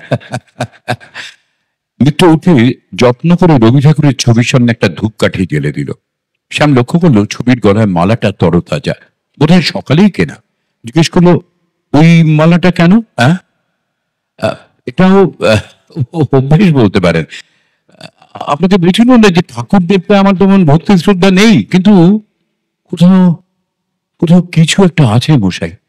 রবি ঠাকুর একটা ব্যাপার আছে মশাই, আপনি ঠিক বুঝবেন না। কেন বুঝবো না কেন? আসলে আমি রবি ঠাকুরকে খুব ভক্তি শ্রদ্ধা করি, সেটা অনেকেই করে। না না না, সেরকম নয়। আমি রবীন্দ্র জয়ন্তীতে যাই না কখনো, আমি শান্তিনিকেতন আজ অব্দি দেখিনি, আমি রবি ঠাকুরের কবিতাও খুব একটা পড়িনি। ওই বাংলা সিলেকশনে যা ছিল আর দু একটা ছুটকো চাটকা, পুরো কবিতা একটাও মুখস্থ নেই। যদি দু এক লাইন বলতে পারেন তো বলতে পারি। ওই আছে না, রমণীর মন সখা সহস্র বর্ষেরই সাধনাধ্বন, কিংবা উপবধূ সুন্দরী তুমি মধু, কে না দেখলেন তো ভুলে গেলাম। না মশাই, আপনারা যে চোখে দেখেন ঠিক সেই চোখে নয়। রবি ঠাকুর আমার কাছে অন্যরকম, একেবারে অন্যরকম, আলাদা। বিপদে পড়লে আমি রবি ঠাকুরকে ডাকি মশাই। ছেলেবেলা থেকে আমার এই অভ্যেস। আমার ভালো মনে পড়ে না সেই কবে ছেলেবেলায় মাথায় টিকটিকি পড়েছিল বলে ভয়ে টেনে দৌড় দিয়েছিলাম, দাম করে ধাক্কা খেয়েছিলাম বাবার পড়াশোনার টেবিলে। কেঁদে উঠতে গিয়ে দেখি টেবিলের উপরে রবি ঠাকুরের এই ছবি, মালা পরানো, সামনে ধূপকাঠি চলছে। আমি কেঁদে বললাম, রবি ঠাকুর আমার মাথায় টিকটিকি, তুমি তাড়িয়ে দাও। আমার ঘনে চুলের ভেতর থেকে তখনই টিকটিকির বাচ্চাটা ছিটকে পড়লো টেবিলে, তারপর দেয়াল দিয়ে সরসর করে উঠে গেল। আমি শিউরে উঠলাম। না না না, হাসবেন না মশাই। আমার সত্যি মনে হয়েছিল ছবির রবি ঠাকুরের চোখে মুখে একটা হাসি যেন ঝিকমিকিয়ে গেল। ভয়ে আমার সারা গায়ে কাঁটা দিল, আমি পালিয়ে গেলাম। তারপর ক্রমে আমি বুঝতে পারলাম আমি গোপন একটা আলাদা রবি ঠাকুরকে পেয়ে গেছি। সে আমার গোপন কথার মতো, আমার মায়ের কাছে গায়ের জল লুকিয়ে রাখার মতো করে আমি সকলের কাছ থেকে রবি ঠাকুরকে আলাদা করে দিলুম। রাত্রিরে একা অন্ধকার ঘর পেরোতে পারছি না, আমি ডাকলুম, রবি ঠাকুর আমাকে অন্ধকারটা পার করে দাও, আমি পেরোতে পারছি না। সঙ্গে সঙ্গে মনে হতো খুব আপন জনের মতো কেউ এসে আমার হাতটা ধরলো। আমি গটনাট করে পেরিয়ে যেতুম ঘর। ঘুড়ি ধরে নিয়ে একবার খালাসি পাড়ার ছেলেদের সঙ্গে মারপিট লাগলে আমি মারকে চেঁচিয়ে উঠেছিলাম, রবি ঠাকুর আমাকে মারছে, তুমি আমাকে নিয়ে যাও। শুনে থমকে গিয়ে ছেলেগুলো হেসে গড়িয়ে পড়লো, রবি ঠাকুর নিয়ে যাবে? কি রে ছেলেরা? তাদের হাসির ভাগে গড়ে গিয়ে আমি টেনে দৌড় মেরেছিলাম। আমি কতবার আমাদের ফুল বাগানে ঘুরে বেরিয়েছি রবি ঠাকুরের সঙ্গে। আমি চলে গেছি বহু দূরে নীলকুঠিতে ফল খেতে, রেল ব্রিজ হেঁটে পার হয়ে চলে গেছি শম্ভুগঞ্জের মেলায়। মাঝিদের ফাঁকি দিয়ে পাট বেটাই দুদাঁড়া নৌকোর গাঁটটির ফাঁকে বসে চলে গেছি অচেনা গঞ্জে। লোকে ভাবতো একা একা গেছে সুবোধ, কিন্তু তা নয় মশাই। আমার সঙ্গে সব সময় থাকতো রবি ঠাকুর। ওই অত লম্বা, মাথায় কালো ঠোঙার মতো টুপি, গায়ে জোব্বা আর দুধ সাদা দাড়িওয়ালা রবি ঠাকুর সব সময় থাকতো আমার সঙ্গে। একটু কুঁজো হয়ে নরম একখানা প্রকাণ্ড হাতে ধরে থাকতো আমার হাত। আমি নিশ্চিন্তে চলে যেতুম যেখানে সেখানে, আমার পথ হারানোর ভয় থাকতো না। আমি জানতাম রবি ঠাকুর ঠিক পৌঁছে দেবে আমাকে, ঝড়ে জলে জোব্বার আড়ালে ঘিরে রাখবে আমাকে, ঘুমের আগে শুনিয়ে দেবে রূপকথার গল্প। মা দিদি ঠাকুমার কাছে শুনেছি কতবার, ভূতের ভয় পেলে বুকে রাম নাম লিখিস, সন্ধ্যেবেলা চারতারা না দেখে ঘরে ঢুকিস না, রাত্রিরে সাপের নাম করলে 3 বার আস্তেক মনের নাম নিস। আমি সেসব কিচ্ছু মানতাম না। আমি গোপনে রবি ঠাকুরকে বলতুম, এরা তো জানে না আমার তুমি আছো। তারপর খুব হাসতুম দুজনে। আমাদের দুজনে ছিল বাদ বাকি সকলের সঙ্গে লুকোচুরি খেলা। না না, সব সময় নয় মশাই, সবকিছু চাইলেই যে পাওয়া যেত তা নয়। একবার একটা ছেলে আমাদের প্রসাদ আড়ের তোতা পাখিকে ঢিল মেরেছিল বলে আমি চেঁচিয়ে বলেছিলাম, রবি ঠাকুর ওই চোখ দুটো কানা করে দাও তো। ঠিক 2 দিন বাদে আমার চোখ উঠলো। আরেকবার আমি আমার ছোট বোনের কাছে জাঁক করে বলেছিলাম আমি রাত 10টার সময় একা একা ছাদে বেরিয়ে আসতে পারি। সে বললো ইমনি, সঙ্গে সঙ্গে আমি বললাম বাজি, সে তার জমানো পয়সা বাজি ধরলে। একদিন রাত 10টায় আমি হাসতে হাসতে ছাদে চলে গেলুম, কিন্তু নামবার সময় আমাদের পোষা বেড়াদের গায়ে পা পড়তে বেড়াতে আমাকে আঁচড়ে কামড়ে দিলে। সে রাতে রবি ঠাকুর আর কথা বলেনি আমার সঙ্গে। কেন আমি জেনে শুনে বাজি ধরেছিলাম? কেন আমি ঠকিয়ে নিতে চেয়েছিলাম আমার ছোট বোনটার টিফিন না খাওয়া, পুঁতির মালা না কেনা, কষ্ট জমানো পয়সা? হ্যাঁ মশাই, যতক্ষণ আমি পবিত্র থাকতুম, শুদ্ধ থাকতুম, ততক্ষণই রবি ঠাকুর থাকতো আমার সঙ্গে। ঝড়ে জলে আলোয় অন্ধকারে, ঘরে কিংবা দূরে, সব সময় ওই অত লম্বা, মাথায় কালো টুপি, জোব্বা পরা, দাড়িওয়ালা লোকটা সব কাজ ফেলে থাকতো আমার সঙ্গে। না মশাই, আপনাদের রক্ত বংশের রবি ঠাকুরকে আমি কখনো চোখে দেখিনি। আচ্ছা, আপনার কি মনে হয় আমার রবি ঠাকুরের সঙ্গে আপনাদের রবি ঠাকুরের কোনো মিল আছে? শ্যাম আস্তে মাথা নাড়ে। না, আসলে আমি ঠিক আসল রবি ঠাকুরকে পেয়েছিলাম মশাই, জানেন, কিন্তু ধরে রাখতে পারলাম না। আমার ক্রমশ বয়স বাড়তে লাগলো, গালে এলো ব্রণ, ঘুমের মধ্যে এলো অবৈধ স্বপ্ন, আমার মধ্যে এসে গেল সতর্কতা, একটু একটু করে আমার ভিতরে পাপ ঢুকে যেতে লাগলো। তখন রবি ঠাকুরের কবিতা পড়ি স্কুলে, মানে বই দেখে অর্থ দেখিনি, কিন্তু কেবলই মনে হয় না আমি আমি আমি যাকে চিনতুম সে তো এই নয়। একদিন আমি আমাদের বাগানের কোণে শিমুল গাছতলায় বসে ঘাসের ডাঁতি কামড়ে আস্তে করে ডাকলুম রবি ঠাকুর, কোনো সাড়া এলো না। আবার ডাকলুম রবি ঠাকুর, সাড়া এলো না। আরো জোরে ডাকলুম রবি ঠাকুর, এলো না তো এলোই না। মাঝরাতে ঘুম ভেঙে ডাকলুম, সকালে উঠে ডাকলুম, ছাদে গিয়ে, মাঠে গিয়ে, নৌকোয় চড়ে ডাকলুম, আকাশের দিকে তাকিয়ে ডাকলুম, নদীর জলের দিকে চেয়ে ডাকলুম। তারপর বসলুম আমার গোপন কান্না কাঁদতে। গেল আমার রবি ঠাকুর, গেল আমার সাহস, আমার শুদ্ধতা, আমার শৈশব, আমার মুখের শব্দে আমি বিসর্জনের বাজনা শুনলুম। মৃত্যুর চোখ বেয়ে গাল বেয়ে নেমে এলো জল। ঘুমের মধ্যে মায়ের কোল থেকে যেভাবে সরে যায় বাচ্চা ছেলে, তারপর থেকে আমার জীবনে তো ট্র্যাজেডি বসায়। ফুপিয়ে ওঠে মিত্র, হাঁটু মুড়ে মুখ গুজে দেয়, কাঁদতে থাকে। একটা ঘোরের মধ্যে শ্যাম এগিয়ে গিয়ে মিত্রর কাজ ঘেঁষে বসে, মাথায় হাত বুলিয়ে বলে আমি আমি বুঝতে পেরেছি, আমি সত্যি বুঝতে পেরেছি। শ্যাম মিত্রর অস্ফুট কথা শুনতে পাচ্ছিল। রবি ঠাকুর ছাড়া আমার আর কিচ্ছু নেই, কিচ্ছু নেই। এখন আমাকে আমার কে দেবে সেই রবি ঠাকুর? কে দেবে? কে? গভীর দুঃখে শ্যাম মাথা নাড়ে। ঠিক। মুখ না তুলে মিত্র বলে সবচেয়ে বড় কথা কি জানেন? আমার আর ভালোবাসা নেই। ভালোবাসা নেই? শ্যাম অবুঝের মতো প্রশ্ন করে। নেই নেই, আমি আর কোনোদিনই কোনো কিছুকে যেমন করে ভালোবাসতে পারলাম না, ভালোবাসতে পারলাম না। মিত্র গভীর থেকে গভীরতর কান্নায় ডুবে যেতে লাগলো। মিত্রকে কাঁদতে দিয়ে শ্যাম ধীর নিঃশব্দে পায়ে উঠে এলো, বেরিয়ে এলো রাস্তায়। অন্যমনস্ক ভাবে সিগারেটের প্যাকেট হাতে বের করলো পকেট থেকে। দেশলাই জ্বালতে গিয়ে খস শব্দে মনে পড়লো আজ তার 31তম জন্মদিন পার হয়ে গেল। মিত্রকে খাওয়ানোর কথা ছিল, আজ হলো না। সামান্য হেসে শ্যাম বাড়ির পথে হাঁটতে থাকে। এই রবি ঠাকুরের অনুষঙ্গে আমরা যে একটা কথা দিয়ে শেষ করব, যে আমাদের আন্তরিক ইচ্ছা যে রবীন্দ্রনাথের পরে যদি বাংলা ভাষা থেকে কেউ একজন নোবেল পুরস্কারের মনোনয়ন, এবং আমরা কিন্তু কত ইউরোপ আমেরিকান লিটারেচার, কত ইনফেরিয়ার লিটারেচার নোবেল পুরস্কারে মনোনীত হয়েছে এবং নোবেল পুরস্কারে ভূষিত হয়েছে। শীর্ষেন্দু মুখোপাধ্যায় আমাদের বাংলা ভাষার এইরকম একজন স্টলওয়ার্ড। তিনি যদি নোবেল পুরস্কার পান, আমাদের সব দিক থেকেই আমাদের বাঙালি হিসেবে আমাদের শির সারা বিশ্বে উন্নত হয়ে থাকে। এবং নিঃসন্দেহ যারা এই ব্যাপারে দায়িত্বে আছেন তাদের উচিত তার ওই রচনাকে সেই প্ল্যাটফর্মে যথোচিতভাবে পৌঁছে দেওয়া, তা না হলে অনেক কিছুই অজানা, অধরা, অচেনা থেকে যাবে। আমরা একেবারে শেষ লগ্নে এসে পৌঁছেছি। শিশুদের একটু দেরি করে দিলাম, কিন্তু না, আমার মনে হয় এখানে আপনাদের যে উষ্ণ ভালোবাসা উনি পেয়েছেন সেটা আরো বহু জায়গায় পেয়েছেন, এখানে নতুন কিছু নয়। কিন্তু এটা হয়তো নদিয়া বলেই, কৃষ্ণনগর বলেই তার একটা বাড়তি মাধুর্য থাকবে তার কাছে। আসুন আমরা সকলে উঠে দাঁড়িয়ে তাকে আমাদের সম্মিলিত স্ট্যান্ডিং ওভেশন দিয়ে আমাদের শ্রদ্ধা, আমাদের প্রণাম, আমাদের সকলের অন্তরের ভালোবাসা জ্ঞাপন করি। ভালো থাকুন আপনি, আপনার রচনা আমাদের বাংলা সমৃদ্ধকে, আমাদের মন, আমাদের বোধ বুদ্ধিকে আরো আরো সমৃদ্ধ করুক।